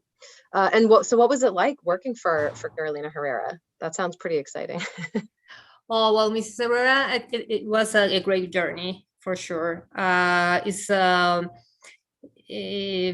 It was not just, as I said, it was not just working as with someone that I always admire because of the background, but also, as a female, a very strong woman, with a clear vision of what she wants. It was also, I joined to her project in the moment that all those big designers were evolving or were exiting their own brands. And Mrs. Herrera, instead of exiting, it was Yves Saint Laurent, it was Valentino, it was Givenchy. It was all that moment that, her generation were changing and transforming. And her, instead of moving, she was like, okay, this is my new project. So it was very interesting to see that. And she had her vision very, very clear. And I remember a quote that, well, something that she always liked to say it, and I memorized it as her quote. It was like, women, we can achieve everything that we want. Sometimes it takes us longer,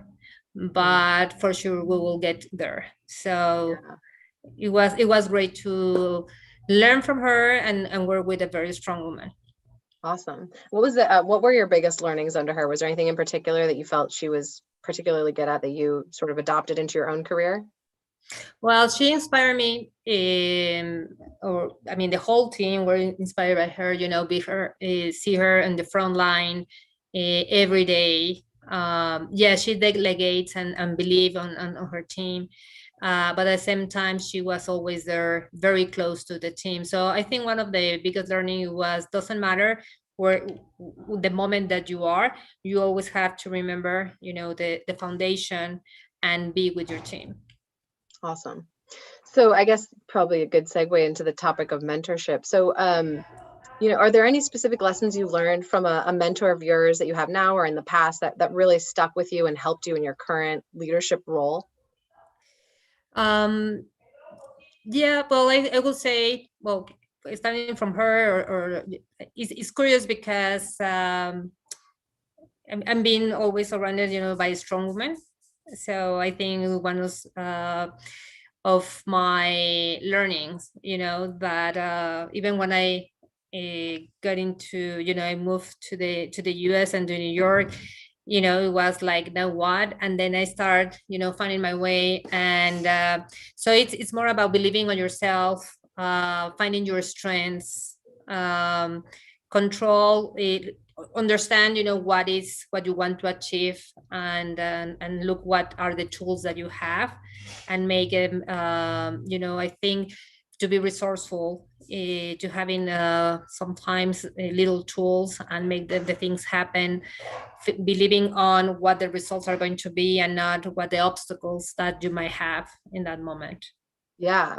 So it sounds like you're inspired by big and challenging goals in your career choices. So what were some of the big challenges that you were brought on to help with at Emporio Armani? And how did your experience, leading up to that prepare you for those challenges? Yeah.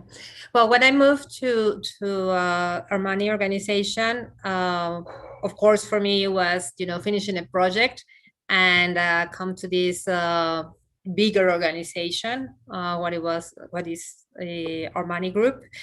But in that moment, it was the project was to align in all the channels, the brand Emporio. I think each of the brands, Armani Exchange, Giorgio Armani, and then Emporio, every brand was going to, is right now, to be in the same alignment, either if it's wholesale, concessions, or retail. So the challenge in that moment was that the client, when doesn't matter where they go and they see Armani or Emporio in this case, they will feel the same experience, or they will see similarities, either you go online or, is that there is not about pick and choose, or because it was a wholesale that they will feel a different brand.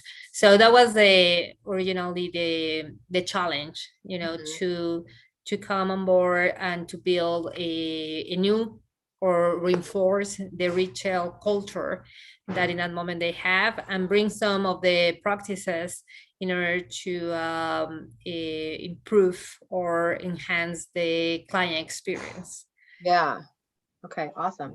And so you joined last January, right? Right before the pandemic started. Yeah. So I guess how did the goals pivot in response to the challenges that came in the following months after you started there? Well, I will say that for sure it was. I will remember always this change, because it was not only changing to a new project and start thinking in, okay, how I'm going to make this happen, but all of a sudden the whole game changed and the whole world changed. And so it was like, okay, so let's say that whatever I brought on board, or I had my draft and I said, okay, I can start with this. I have to, start from scratch and start drafting what I was going to suggest. But it was, I will say, it was perfect moment to change to a new project, because I could see that it was like a fresh start for everybody. It was not only for me in that moment, but how you're going to help someone in something that the first thing is that we didn't have our stores, right? We didn't have our clients in hand. And so it was like, how I'm going to help this new team, to make the business happen. but I think and I hope that retail or fashion industry in that moment change, the dynamics of like selling and engage with the clients with the purpose of, transaction behind. In that moment, the most important thing was to help them to navigate into this new thing, navigate together into this new thing. And it was very interesting because it was first to put first, our internal clients, their well-being, how they were and all that, and to resonate with them that everything is going to be okay, although that in that moment nobody knew it was going to be okay or not. What is this? And then about like, okay, let's what we have, so I think is one of my past I brought here is what do we have, what are the tools that we have in order that we can go through this, at least for this time, this transition period, and how we can connect with the clients in that moment. So we start and also it was about the moment company wise, it was something that we were encouraging to do. We all know, because after reading the news that Mr. Amani was one of the first one in the, the frontliners, not only to donate, but be with, his country, his people, be in charity. So all that, we were trickled down into different levels. So it was about like being in contact with the client and just tell the client or your client, your loyal client, that we are here. We're here if they need anything. We are here for them. We just want to be sure that they were okay. So the way that we start engaging in that moment with the clients and to keep the clients close to us, close to them, it was conversations that totally different. It was like really very honest and to show them the soft side of a brand or a soft side of a company. Yeah, right. Totally. Like I've never had my 5-year-old join one of my conference calls before. And I didn't choose that, but he did join some of them, which is a whole different thing for me career wise. So I totally relate. It becomes about the humans. So what do you think that the fashion and the retail industry have learned from the pandemic? What changes do you anticipate coming in response, basically? Well, I think there are many, the fashion industry went through different challenges.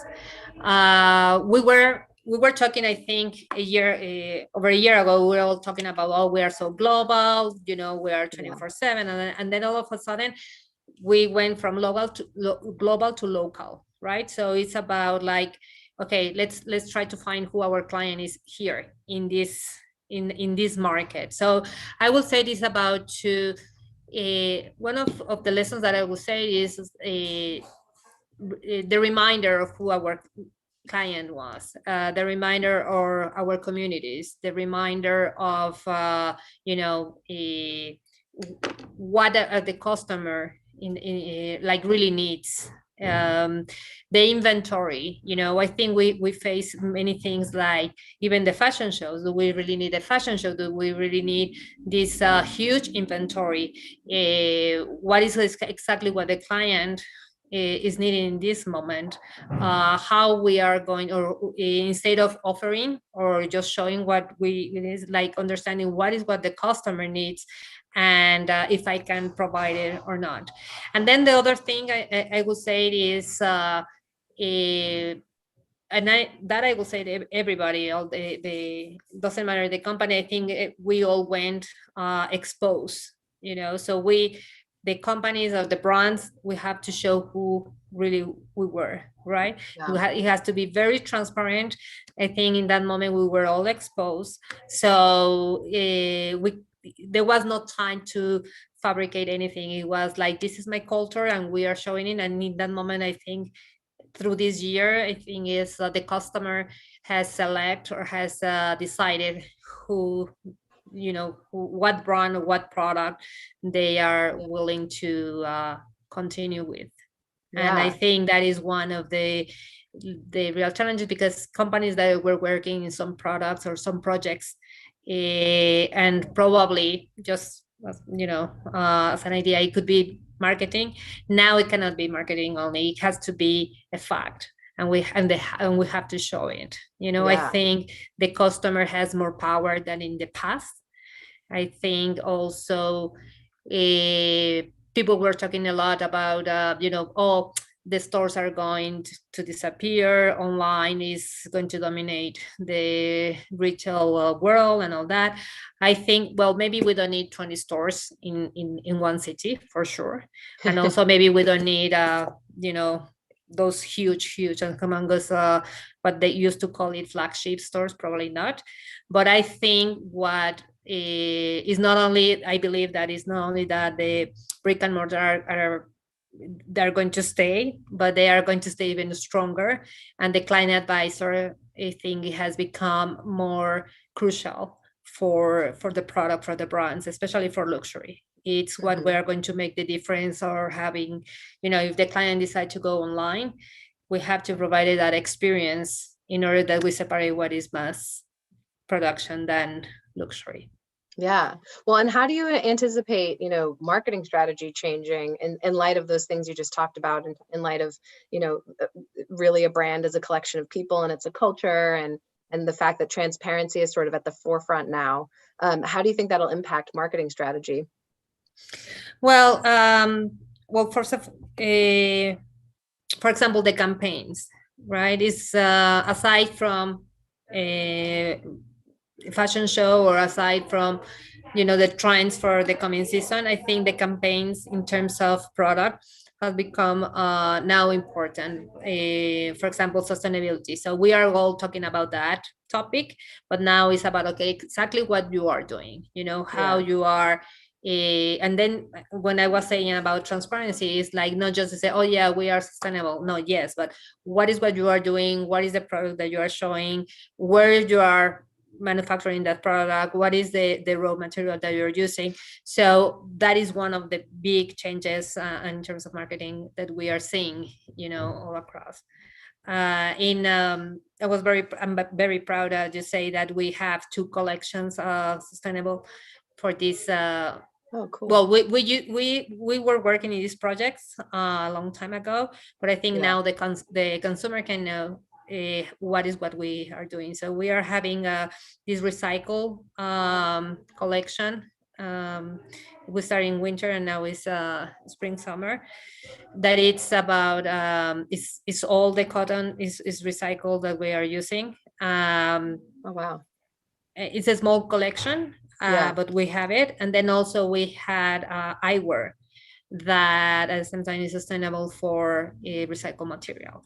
So it's very, very interesting, at least that the clients will see, what is, how we are transforming and how we are adapting to the new era. Yeah. So these are projects that you guys already had kind of coming up, but are now sort of more openly sharing them with consumers in the current state of things. Yeah, we are, let's say that probably in the past it was like limited and maybe a few cities, and now we are like really bringing and investing and believing more so on those. Awesome. Okay, great. So we have some really awesome questions here, so I'm gonna, if you don't mind, I'm gonna go ahead and jump into some of them. So let's see. We have, what is your favorite marketing campaign that you've worked on? For money, I will say, well, right now we are having one that is the name, you can see it in our social media, is Crossroads. And it's very interesting. It's about, we are focusing on women, and it's about to understand, the background of our customers, of our ambassadors, and how they transform and become, our money clients. Yeah. Awesome. Okay, great. And that's current, that's now? That's current. Yeah. Okay, that is now. And then the collection also is inspired. It's a project that is a 360. So at the end we have the product. in the stores, but it's more about thinking on the personality of each of our participants, let's say. Oh, cool. So did you guys like pick consumers that are clients now and sort of do like a focus on them, like a spotlight on them? Yes. Oh, That's, okay. That's awesome. one of the latest projects that the brand has. Oh, that's great. All right. So the next one, what is your social media campaign process? Do you identify the influencer first and then create the messaging, or vice versa? No, I think first is the product. First is what we want to transmit, and then it's when we decide who will be the right person to transmit, to communicate what we were trying to transmit. Okay, great. Awesome. So let's see. The past year, we've seen incredible innovation across all industries. Tell us about new innovative ways your brand is connecting to consumers today. Okay, well, this, but yeah. Yeah, it's connecting the digital and the physical, the space. So we are calling it, and I think it's a word that we all are using in the industry, phygital. So it's connecting when the client comes to our network, our website, and they have a question, instead of having just a chat, a window, and then you just text. We want to connect. We are start working on that, and we are connecting them with the stores. So what we are trying is that if the client wants a short answer, the sales associate in the store, very close to where the client is, they can answer that question, or they can give a tour in the store, like a virtual appointment with a customer, and then we can build a whole wardrobe around for the product that they were interested in. Cool, awesome. And then the last one from the attendees, can you define e-commerce or digital e-commerce for Emporio Armani? Well, that is we are working in that project that is in progress. So e-commerce start very, I will say, right now it's, if you go to our website, it can look transactional. So what we are working is in transforming and make it experiential. What we want, well, first of all, is that we want that the client identified or separates each of the brands. So we don't want to that the client gets confused for the whole Armani structure. So we want to have very clear each of the brands, and once they and to become more experiential, more than just a transaction. That's one of the things, and the other is about to create. What we're trying to create is a movement, omni-channel movement within our teams, within our stores. So it's not only that the client have access to the online, but our client advisors, they know what we have online, concessions, in the in the boutiques, so that we really think in 360, and we always have something to offer to our client. Doesn't matter where they are or what the product is. So we are trying to create e-commerce, our business more connecting to, as I said, to the stores, to the brick and mortar. But the most important thing is that we are start creating a culture within our stores, that they understand how the e-commerce works, and they don't get intimidated about, that we are connecting the stores and the sales, and that they are aside. Basically, what we need is that they feel part of the project.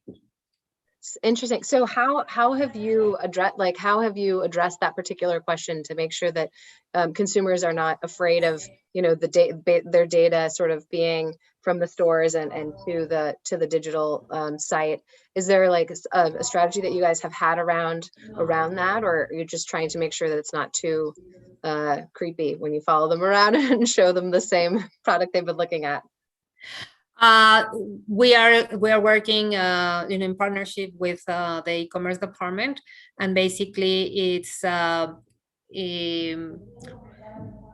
it's not where we are sharing data, but if we are locating the local clients into the local stores, but more about is we are showing, instead of sharing the information with the store, we're sharing the information with the client. And if the client wants to be part of the boutique network, then they can sign on that.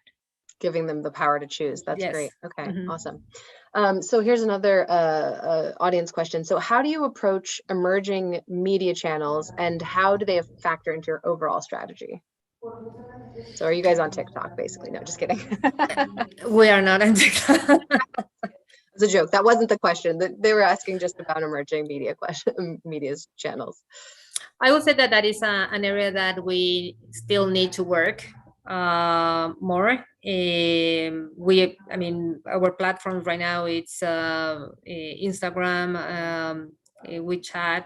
We still need to continue growing in that area, in the emerging platforms. Yeah. A goal for this. Okay, great. Many brands have drastically reduced media budgets over the past year. How has your media plan adjusted? And if it has reduced, have you gotten more creative or more efficient with your marketing strategies? Yeah, now our strategies are more, thinking global. Trying to create a project that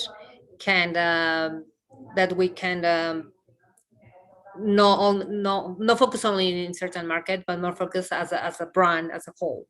Yeah, that the consumer can perceive the brand, but in this moment it's more about as the brand, not just about the local markets. Yeah, so more about the big picture. Okay. And what trends in consumer behavior are of a particular importance to you and marketers now in this, this sort of coming out of the pandemic phase? What behaviors have you guys noticed, or what research have you guys noticed that has sort of changed what your strategy is? Well, as I said, since especially the locations that they were the business was based on the tourism, international tourism and all that. Now we are focusing more in the locals. It's very interesting because in the previous interview and it's something that we are hearing. It's about casual, it's about comfort, it's about what the consumer right now is trying to see. And it's interesting because the last 2 months we have seen a peak in in like really luxury product that we can offer. So it seems that the customer for us now, they are looking into the product that they were wishing to be wearing for the last year. So we're seeing some behaviors about those type of products. One of our strengths, as everybody knows, if they're familiar with Mr. Armani, is of course the suiting. So in the moment we will start talking about sportswear, about like how we can convert them more relaxed and all that. And it's very interesting that is especially in April and even last week that we were thinking, Mother's Day and all that, men's collection actually were very in a peak in our results, in our sales. So it's very interesting to see that suiting, tuxedos, those but in the higher rank that we have is what we are selling. Yeah, awesome. Yeah, I think people are starting to think about going back into the office, and it makes sense that men's suiting especially has been peaking. So when everything goes back to normal, how do you think your industry will have changed permanently? Do you anticipate that changes are coming or have come and they're here to stay? I think there are things that are going to stay. I don't think that there's the normal is the new what we are living. I don't think that we can think the world like the past. I was talking about the fashion shows, even that they're announcing that next season, even early next year, the live shows are going to be back. Probably yes, but I think it's going to be a combination. I think we could know everything, but I think the virtual for us, for example, the virtual appointments are here to stay. You know, it's going to be one more part of our service or experience for our customers. At the same time, yeah, we are very happy to have start resuming our store experience and our special appointments for small groups in our doors. But at the same time, we are not going to stop doing, you know, the virtual appointment that we started, and then we had good success on that. So I think that the combination of the digital and the physical is going to stay. I think the transparency that the brands have to show to the consumer, that has to stay. I mean, that is a demand for the consumer. The consumer wants to know what is this product made of, out of, and where is the you know, the cycle, the where the product has, how they are moving, you know, the product. I think that also is going to stay. And I think in fashion in general, I mean, Mr. Armani said that, you know, that the pace was going to be slower, but I think that pace is going to stay. It's going to probably readapt a little bit when the things change again or start, you know, going a little faster. But I think that we have realized that there were no needs of many things that we thought that they create the industry. I think now the industry is moving in a different direction. Yeah, before COVID, what were some of the big, you know, media or marketing trends that you were excited about? And are any of those coming back, or is everything just kind of starting from scratch, starting from the ground up again? No, I don't think that also we, you know, I mean, ritual is very predictable, right? But I don't think that we change. I think that what happened is that many things that we were scared to implement, the COVID helped us to accelerate all those things. I mean, even about e-commerce, the fact that e-commerce has to be less transactional, and you know, the clients have an experience or how to navigate into this and that. I mean, it was a subject that it was around, and at the end, you know, that happened. I think when we talk about recycling and all that, it was something that of course it's expensive, of course it's an investment, but now we are forced to do it and we are forced to show it, and that those things are happening. And then one of the things I think that they have to stay, and it was great to see, is the culture of the brands, that they, and you know, we are in this our main subject today is the diversity. So the brands were forced to, if they were say, oh yeah, we are diverse and all that, well, now they are forced that to really do it, and this is great. I think it's great to see the great talent that we have, you know, all around the world, and that the brands are I don't know if they were forced to use it, that many, you know, as my company, were authentic and unique and really honest in their thought and their culture. But I hope that definitely is going, I think it's going to stay, but I really hope that it stay, because it has made a big change in the industry. That if there were people that didn't feel that they had the opportunity, now is the time. Now is the time to fight. That is the time to show, and now is the time to grab those amazing talent that they were there, and for whatever reason they were not looking at them. So I think that is one of the great things that we can say, and the positive things that this situation brought us. Yeah, and is there anything specific happening at Emporio Armani or just in your industry in general that you feel like you're seeing the results of those changes, that the focus on diversity has already started changing anything? I think I was lucky to when I to start in this company when all these changes happening, because it was already part of their culture. But what I can say is not only the diversity, but also only in terms of culture or all that type of things. But I think more about competencies. I think the mix of to realize that the results cannot be, only following this roadmap. It has to be a combination of different aspects, and the business have to be seen on different angles, right? Not only to the front. And I think that is what is giving us a great results. Yeah, awesome. All right, I think we have a couple minutes for some fun questions. So let's see, what's your latest Netflix, or I'm going to open it up to streaming in general, latest Netflix or streaming binge? Any particular shows you're watching? Well, I think I start moving now to the movie part. So one of my latest, it was the Coda movie that I saw in Netflix. Which one? Coda. Oh, okay. I haven't seen it. Okay, awesome. Current book you're reading? Current book that I'm reading, it's The Value of Choosing. It's for this writer, Fernando Sweater.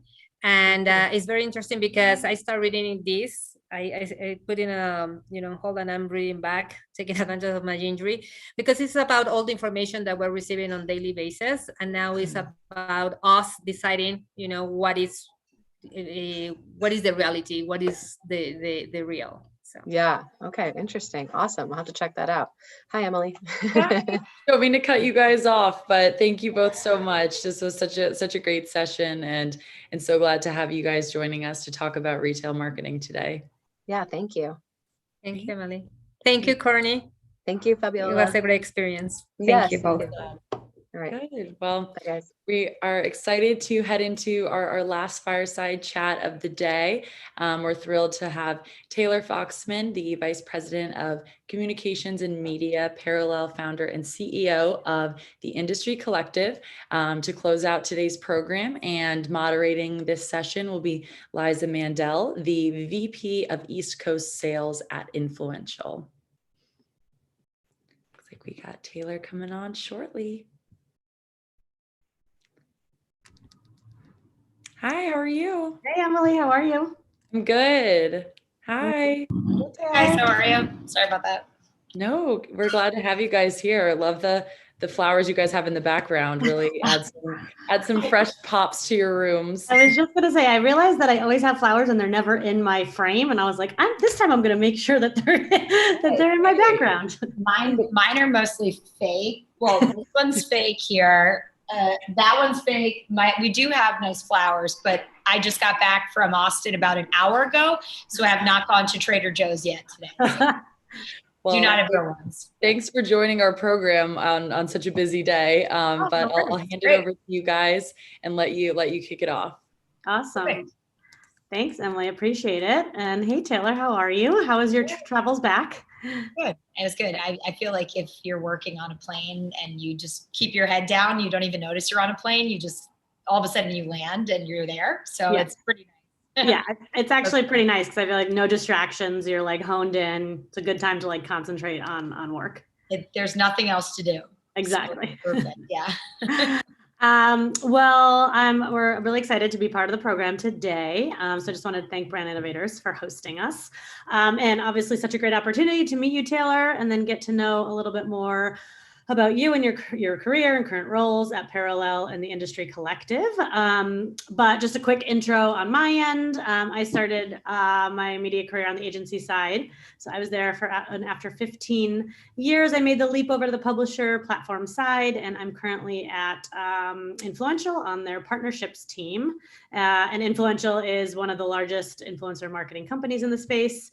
And we are partnered by an exclusive partner of IBM Watson, have extremely sophisticated technology and measurement that is tracking the consumer journey and delivering real results for brands. So that is our quick little elevator pitch. I always like to get that in, but would love to obviously have you intro yourself and hear a little bit about your background. I see you did a great job. That was a great elevator pitch. I need to get as good as you are with that. I'm like, all over that. Nice to meet you all. And thanks, Liza, for doing this with me. So I wear two hats. By day, for my day job, I'm Vice President of Communications and Media for one of the largest privately owned cannabis companies here in the US called Parallel. And we have a footprint in every day. We are expanding footprint. So as of today, we are in Texas, Massachusetts, Nevada, Florida. We just broke ground in Pennsylvania. And then last week, we just signed actually a big deal to acquire one of the bigger Illinois-based cannabis companies called Windy City, which should be done, the whole transaction should be done this summer. So a rapidly growing market, we could chat about it. And then by night and on the weekends, I am founder and CEO of my own company called the Industry Collective. And so we are a global drink think tank and consulting firm that comes in and works directly for different founders and CEOs within the beverage alcohol space to help grow and scale these brands. So that's awesome. I feel like, again, and I do like the title of this session, Building Brands That Make a Mark from Alcohol to Cannabis. Yeah, nice title. Yeah, I was going to say, perfect way to end the day. And also such a fun, interesting, obviously category genre to talk about, especially I think cannabis, just because as we were like briefly talking about, I mean, that is, huge now, that has really, blown up, taken over by storm. So would love to just hear a little bit about sort of, again, what your role encompasses there. I mean, we could go back and forth, obviously, between Parallel, the Industry Collective, because there's a lot here, but I think would love to just hear a little bit more about your role at Parallel, and again, some of your experiences in the cannabis category. Yeah, absolutely. Well, I'll start off by, I think I had mentioned this to you, Liza, but I've been there for a little under 2 years and I've had 5 roles. I mentioned that because it's very indicative of the category itself, which is honestly just that it's just ever evolving. And at the end of the day, what is my role? So I started out on the marketing side. I came into cannabis by way of a mentor of mine who I worked with while I was working on Patron tequila. And he ended up just leaving. He had a role as the CMO of Bacardi, actually, after Patron was acquired by Bacardi, and said, you should hop into cannabis with me. And so decided to do that and followed suit. And so I started originally actually on the marketing team. I was vice president of brand communications. And then the world ended. And COVID happened, and clearly, even though cannabis was deemed as essential, it didn't feel right. I'm sure we it's very fitting to talk about this on the brand side, given brand innovators, what we're doing now. Like many other industries, it felt very off to be talking about products, especially in cannabis, amidst COVID. So, like many other people, I was kind of just told, just stay tuned, more to come. My boss said at the time, maybe go watch Netflix, figure something out, because we need to have you hang tight. And so what ended up happening was my role got expanded within marketing at the time to take on experiences, which again, during COVID, not a lot of experiences. And then subsequently, I've moved over actually to the corporate communications team. And so now I manage our corporate comms, so really looking at our enterprise with all the different dispensaries that we have, and how do we get out there as a leading MSO, which is a multi-state operator. And so I do corporate communications, I do PR, work with the founders to the leadership team to really kind of create, an executive profile for our leadership group within the company, and then manage our corporate social media as well. So kind of a lot. I feel like, yeah, just a few things, a few responsibilities, but interesting that you say, obviously now you're sort of in that corporate role and that managing communications, because I have to imagine too, and again, I know we kind of touched on this, but so cannabis being so new and obviously still so siloed in certain states and legal and all, I mean, I have to imagine there's a lot of kind of challenges or red tape that needs to be, did you learn all that while you were there? Did you, because I feel like there's probably a lot of rules, regulations. How did you sort of decipher all of that when it comes to marketing and what can be said, what cannot be said, and all the rules? Yeah, I mean, I still figure totally, and I still figure it out every day. I have a folder that says pointers, and I just literally take everything that I get. I mean, what I will tell you, and I think we talked about this a little bit before we started the discussion last night, but it's one of those industries where things change so quickly, and it's better to err on the side of being compliant and honestly just working with like legal, and if you have an internal team or if you have just some type of counsel, because it's just such a nuanced industry and so complicated that, you know, you just err on the side as opposed to some industries where you just kind of go for it. You know, like a lot of the CPG companies, you just say, oh, let's just screw it. You can't do that in cannabis. Right. So you really have to always think through the lens of, is there any question of a doubt about what you're putting out there? And if there is, just talk with legal. You know, I know that sounds like such a weird thing to say, but it really does put you in a position to just be extremely comfortable and confident with anything externally that you put out there. If there's any doubt or any question, just work with whether it's an internal team or someone like that. And in terms of more generally speaking, I mean, a lot of what the industry deems as marketing does have to be run by the Department of Health. So it's just, again, it's, I wouldn't say it's necessarily frustrating. I do think it just challenges you as a marketer, as a communicator, to really take a step back and just start thinking a little bit more about what you're doing, and just, you know, you just don't make any assumptions in cannabis. And I think after any career that you are in an industry like this, it just kind of primes you to think a little bit differently than you would if you were in like a toothpaste, you know, working for a toothpaste brand or something like that. Totally. It's funny that you say that, because I'm actually currently right now working in the influencer space with pharma. And I think I've told you this too, we're working with cannabis as well. But pharma is very much of like very new to, obviously, you know, they run their 60-second ads with all of their disclaimers. But when it comes to, when it comes to influencers, like it's a very new world for them. I mean, it's possible, but everything that comes through, I have my legal like counsel on it, and I won't do anything. I'm literally like, hey, Matthew, I'm like, Matthew, is this okay? Is this okay? I'm not answering anything. I am always like pushing it off to legal. I'm like, I am making sure that that I'm following, you know, all the everything that's necessary. I'm not making any assumptions.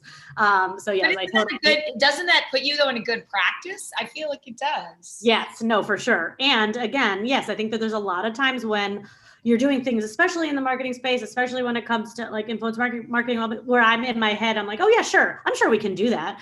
But like it now has put me in a place where I'm like, oh, but I'm going to actually get the okay and make sure that we're like following the protocol, following the guidelines, especially again with pharma when it comes to like HIPAA and all that. Like I'm not making, like I said, making any assumptions. So I hear that. Yeah, exactly. You get it.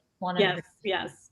Now I think you briefly touched on this, obviously how COVID sort of obviously it's impacted the world, and then it impacted brands and marketing, obviously in a ton of different ways and multifaceted. And I think you said you kind of just like sat back for a second when it first hit. Obviously, I think everyone had to take a step and just like think about this and figure out what's next and what the right next steps are.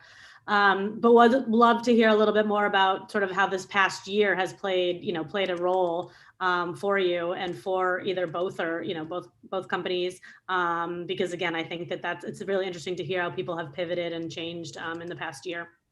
Yeah. I mean, pivot is the name of the game. I mean, I think in both instances, both with my own company and then with my day job, I think, just kind of accepting the reality that you don't really have control about things. I think it's an exciting time because you're forced to have to rejigger how you do things. And the company, so in cannabis for Parallel, we were a pre-existing company that, you know, in an industry that was fortunate enough to be deemed as essential. So we did still service our patients, right? But just the complications of delivery and seamless interaction with patients, and how we handled our employees, and how people made sure that they were safe, and how we, you know, communicated that we were there for that. And so it's just like, I think there were so many elements of things that from a pre-existing company, you really couldn't have even have thought through unless something like that would have happened. And so you're forced to think about every facet of the business from delivery, from menus and doing paper menus, just virtually everything that goes into the business. You have to look at every facet of it and say, how do we make it work during these times? And then on the side of my own business, it was very liberating to start a company amidst such kind of uncertainty. And I know that usually that's a very hard thing, starting a business and there being total uncertainty in the world where people are, firing employees, unfortunately, or, furloughing people. They clearly don't have budgets to spend. And I kind of came out of the gate with a company that really wasn't necessarily on the market before. Like, we're an extension of the businesses and we're kind of these consultants and, we, this kind of underground concept. And what I think has been really prosperous around what I've been able to manage in terms of how I've structured this is that I said from the beginning, let's just all do rolling contracts. And it was kind of one of those things where even though a lot of these businesses are kind of startup to mid-sized companies, they looked at me like I had 5 heads. They're like, what do you mean by rolling? And I mean, well, I started this business when my mom was sick last year. My husband lived in a different country. I'm in, a nascent business in cannabis. I'm not sure I want to commit to anything either. So the whole concept of my business was everyone worked wherever they lived. We have experts all over the world. So there was no brick and mortar places to which we all worked. And all the clients were all over the country. So I didn't have to have, we could liaise through Zoom and on phone and whatever. And in terms of like contracting the business structure, what we thought would make the most sense is that every one of these businesses, no matter how big or small the size of the company, there needs to be that flexibility because every day the prioritization changes and you need to pivot. So I said, let's just create a financial model where we roll with the company. And as their needs change, our needs change. And let's just keep working together. And if things are working, you're going to want to keep working with us. And if we like what's happening on our end, we'll keep working with you. And it's been a very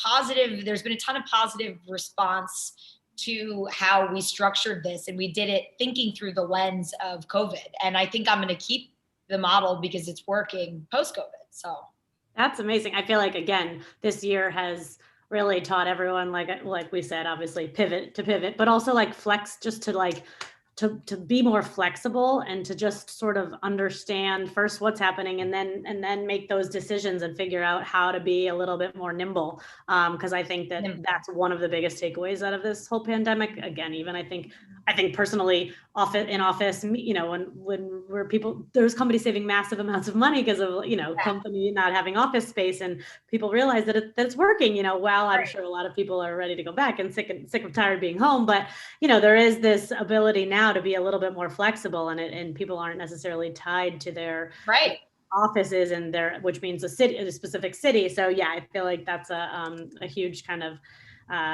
I personally think it's a big positive coming out of this. But and I know we've obviously touched on Parallel, but because you've told me a little bit about the Industry Collective, and I think it's super interesting. So I'd love to just have you tell everybody, again, what it is and what they, what their objectives are and what the goal of the company is.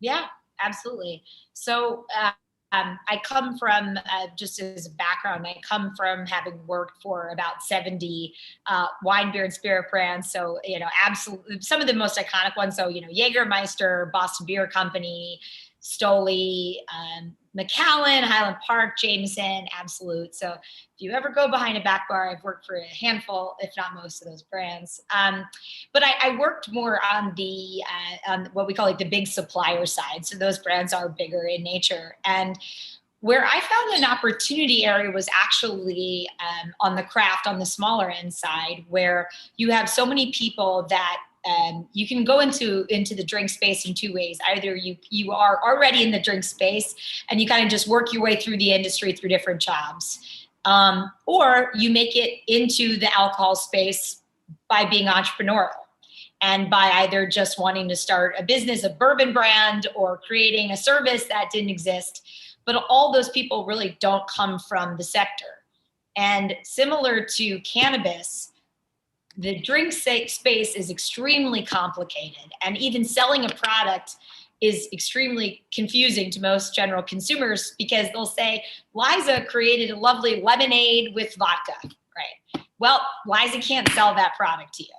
Well, why? So, I mean, there's even just the way in which that alcohol is distributed. It's just very complicated. And so there's a 3-tier system in place where brands can't sell direct to consumer. They have to go through a distributor, is what it's called. So what I realized was that you have just even craft brands alone, small startup craft brands, there are over 3,000 in 2021. That doesn't include wine, craft wine brands, craft beer brands. It's just spirit brands alone. And most of those people don't really necessarily have the understanding or the knowledge or the education to take a concept, which is, I'd love to make a lemonade with vodka. And how do you actually either create the product and get it to shelves and get it to consumers? Or if they already have a product, how do we take it from, some people know about our brand, but we want to sell a few 100,000 cases, or maybe even get sold one day to a big company. So what we do is we come in as this kind of expert third-party underground company and virtually help grow and scale the brands. So we are either brought in at the development phase, where we're brought in before the product is launched to help figure out all the elements of creating the product to go to market, is what we call it. So what pricing should we put this product at? What spirits make the most sense to create? What packaging should we use? How do we distribute the product? Do we get out there and tell our story about what we're doing? So really everything to kind of get it to that point. And then if the brand is already on the market, we then help kind of figure out the strategy to take it to the next level. So that is kind of the genesis of the industry collective. That's awesome. I feel it's super interesting. And I think, again, like you said, it's just something that didn't really exist, and something that you kind of always think, I feel like no one really thinks about the smaller, alcohol brands or where they come from. And I do feel like they're popping up a lot more now, whether it's in the canned world or, the seltzers, obviously all very big. So, super interesting to hear about that. And then I guess, in the same vein, I think with both obviously cannabis and the alcohol kind of industry, what does innovation to you look like? Any predictions as we move forward? Because I think that, again, in both sides of these, innovation is huge. So curious your thoughts on that. Yeah, totally. I think for cannabis, have you seen anything about any of the cannabis beverages by any chance popping up on the market? Or? Yes, I feel like I've seen. Yes, I have. Yep, that is definitely something I have noticed. I think one of the first one was first I saw the CBD infused drinks, and now I feel like I'm seeing the cannabis. So I would say I'll start with the cannabis side. I think on the cannabis side, there's 3 things that I think could potentially, take shape in terms of trends. I'll say like trends or innovation. One thing is primarily is more of a bigger thematic, but it's brand loyalty. And up until now, there haven't really been that many bigger MSOs, as we said earlier, multi-state operators that have had kind of that consistent brand loyalty. I think that is going to change. Up until now, virtually, if you have a medical cannabis card, if it's a medical state, meaning you have to have a medical license to have cannabis, you have to be registered with a dispensary of note. So that you have a place that you go that you would call your dispensary of record, but you wouldn't necessarily say, I would like the vape with this brand. I think now that more brands are getting into the space, there are more companies in the sector. I do think over time that people will have more brand loyalty. So that's one. I think that's one bigger theme. Yep. 2 is cannabis beverages. Many years ago, Constellation, which is one of the bigger beverage suppliers, invested in a CBD brand, which you mentioned, a CBD beverage brand. And subsequently, that market has started to become more and more popular. So you have like the CBD infused drinks, and now you have the cannabis THC beverages, similar to one of the bigger ones on the market is one called CANN, C-A-N-N. which as of now is kind of the leading cannabis THC beverage. And then you have ones like Recess, which is in the CBD space. So I think when you go back to brand loyalty, I think that this cannabis beverage space is really lending itself to right out the gate, starting to find brands, find loyal customers, because they are their own brands and they're creating these kind of like lifestyles around these products. There's still a lot, from like we've talked about, from, a distribution perspective, I think there's a lot still there in terms of figuring out how to sell these products, because you still have to create them in the status to which they're made if they have THC in them. Oh, okay. So CBD products can be sold across the country technically. Yep. THC products, there's just a lot more restrictions around it. So can't just be sold everywhere. So I think that on the beverage side, I think that people are getting to know the brands in the beverage space, and I think that there are more products in there, and a lot of customers and consumers are moving away from nicotine. They're moving away from a lot of alcohol consumption, and they're moving over to enjoying more cannabis products and psychedelics. So I think that those will be bigger things there. And then lastly is just third trend in cannabis is, sorry if I'm going on like a whole tirade, but super interesting too, because it's these are things too that I'm like, oh yeah, of course, like brand loyalty, that's something that will happen eventually, and not yet, but like that's definitely definitely in the cards. Yeah. And then the last one for cannabis, I would say, is new product strains. So most people know THC and CBD, but then there's things like CBN, which helps with sleep, and that's also an appetite suppressant. And so there's like a lot of cool cannabinoids and strains to come that I don't think as many people are as familiar with. So those are on the cannabis side. And then I'll keep my drink side a bit more concise, but drink side, I think this trend around celebrities being involved with beverage brands, I had to go there because I think I don't think that's going to slow down. However, I think that customers and consumers of these products want to know more and more and more what's in the product. Is it a sustainable product? Like, what's the packaging? What's in the liquid?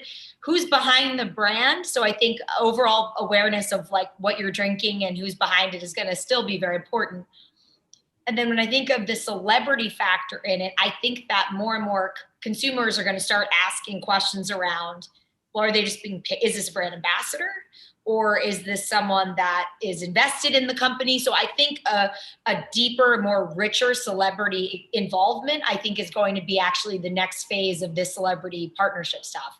Because I think just kind of signing as a brand ambassador is one thing, but people that are influential, like, the Travis Scotts of the world and all that other stuff with that cacti brand that he launched, I think that the more these celebrities or influential people are actually more integrated into the businesses, not just signing on to be an endorser of it, I think is going to be the next wave of this like celebrity partnership stuff.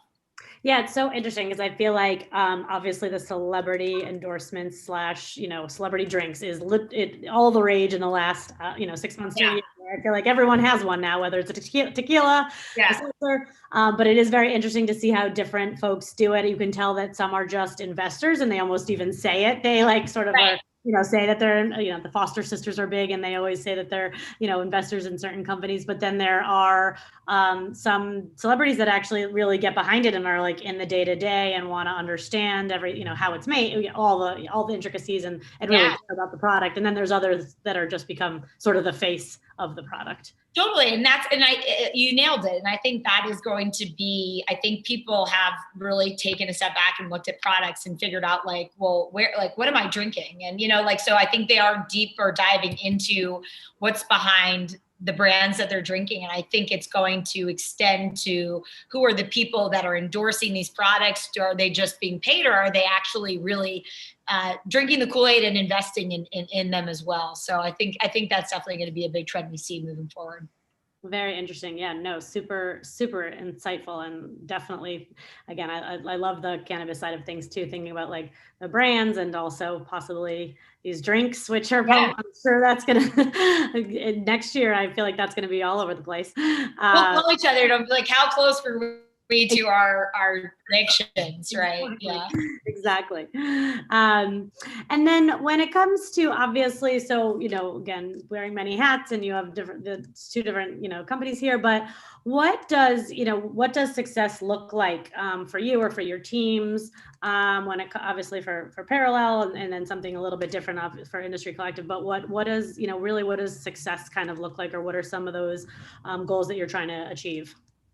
I think on the cannabis side, really we have kind of bigger pillars, and I'm sure at every company that you work with too, you know, there are those kind of bigger touch points. And I think for us, especially on the communication side, really highlighting those kind of key thematics and everything that we're doing externally. So our focus on social equity, we've brought in a ton of partners in the BIPOC space that we work with ongoing on different initiatives. So focus on social equity, focus on community, being a good community partner and a good citizen to the towns, the communities to which we operate in.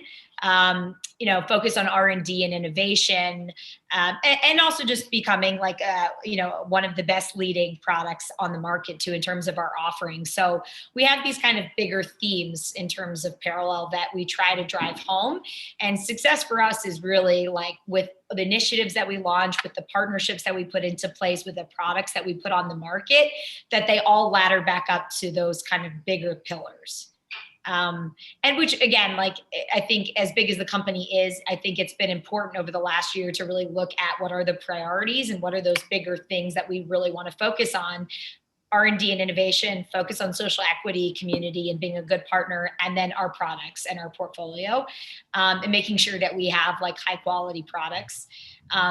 On the partnership side, it's been interesting because we also partnered over the past year with the University of Pittsburgh to become a clinical research partner for them, to actually look into different treatments for sickle cell anemia and other cures for different ailments and illnesses that people have, as to which cannabis could potentially help with. So it's all, you know, through partnerships, through communications, through media, through all that we do, just making sure that we keep those kind of bigger business objectives top of mind.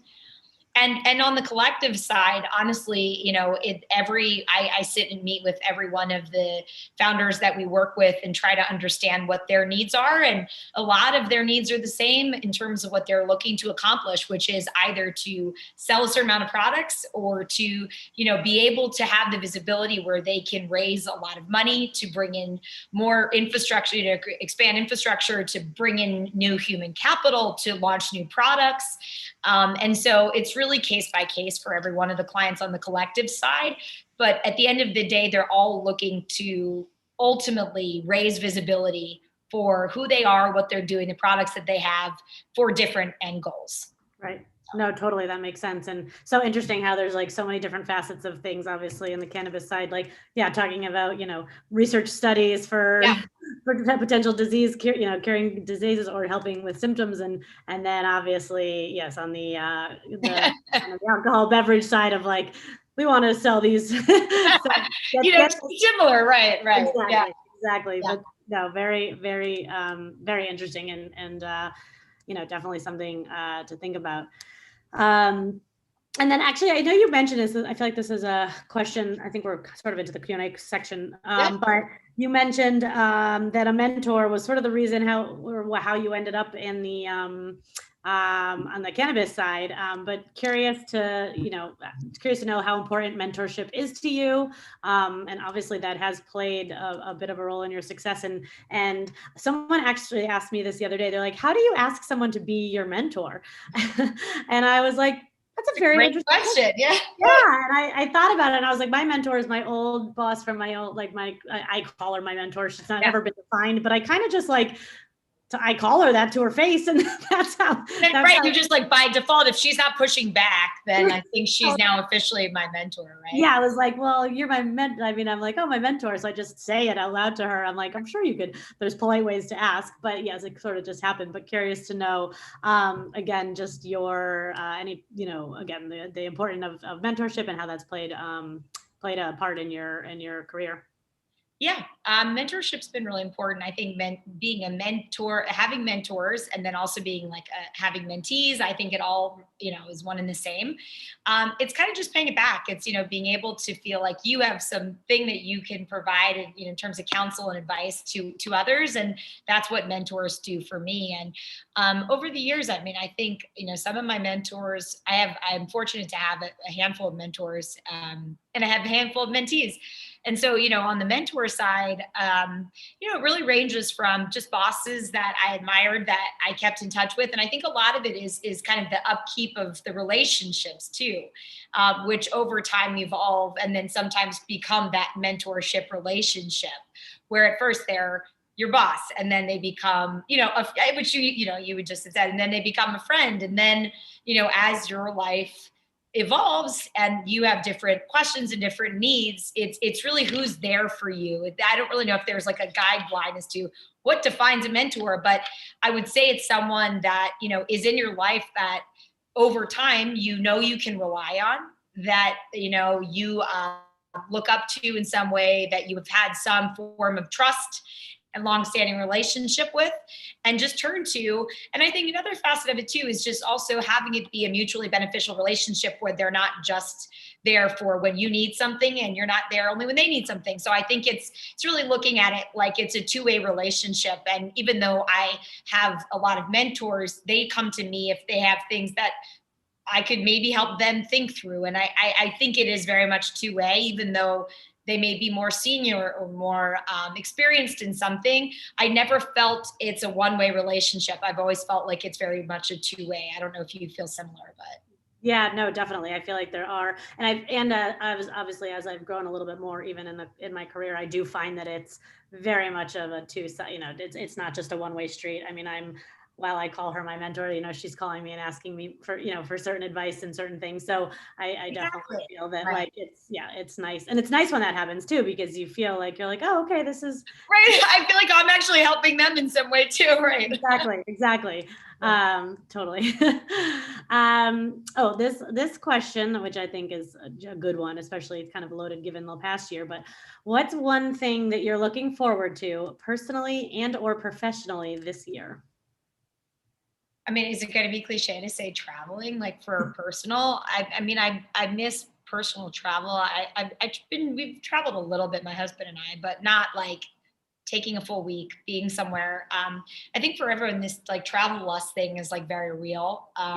Because I think we all traveled a lot before and appreciated the trips, but there's this like hunger to see many more places and do more things and experience more, having been in captivity. So personally, I would say I miss travel a lot.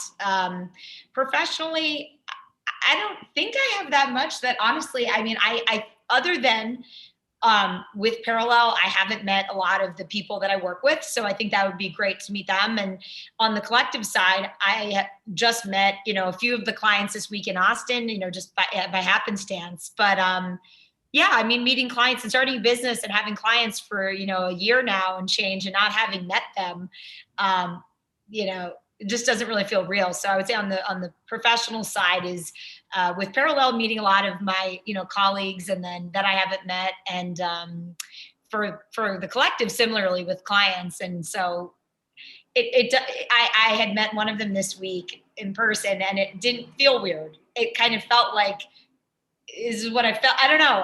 So I think it's going to be great to meet the rest of the clients, but, and the rest of my, my colleagues at Parallel. But it's just so weird to believe that you've been working with people for over a year that you've never met in person, which I'm sure, I don't know about you, but I'm sure it's maybe similar on your end or. Yeah, it's crazy. I mean, I had joined actually, not even 2 or 3 weeks before COVID hit. And Oh, then, wow. Yeah, so it was very interesting, actually. I joined the team, and then COVID hit, and then Influential, and obviously, which is wonderful, has been doing so well. So we've hired, practically doubled, like in our size. Wow. So we had in our New York, East Coast team, pretty much tripled. And then last week we had a first ever happy hour with the team in New York. Oh, wow. Okay. Yeah. Yeah. And it was, I was literally like, were you overwhelmed? Like, were you overwhelmed at first? Or? Yes, I kind of went into it being like, wait, because obviously I've been very good about seeing my friends in my circle, but that's the thing. That's how it's been this past year. Right. So yeah, when I was like getting ready to go down, I'm like, oh my God, I only know 2 of these people. There's like 14 people, like, and thought I was going to be overwhelmed, but it was actually awesome. Like everyone was, yeah.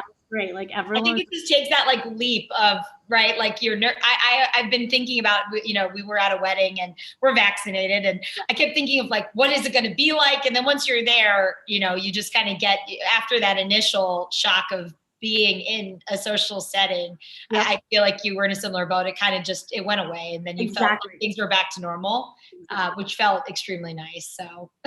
No, totally. I feel like it's been, it was really nice. And while I was like, oh man, like had all these weird emotions to it there, as soon as I got there, I was like, oh yeah, this is what it feels like to like have a normal work happy hour. Right. You're like, I did miss this. In fact, exactly.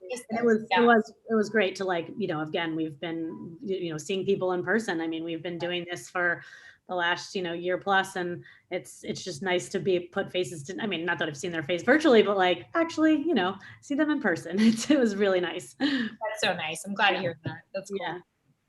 Hi, Emily. Hi guys. Well, thank you so much. I feel very similarly. We're very excited to hopefully bring some in-person events at small scales, in the coming year. So I'm jealous of your experiences and hope to meet some of our brand marketers in person soon.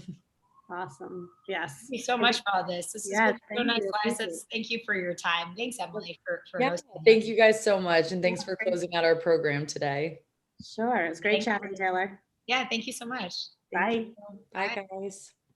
And thank you everyone who tuned in today, and to all of our previous speakers throughout our retail marketing live cast today. We're excited for upcoming sessions on this, and hope you will all tune in for our next live cast program tomorrow, May 11th, which will be kicking off at noon Eastern time on consumer engagement.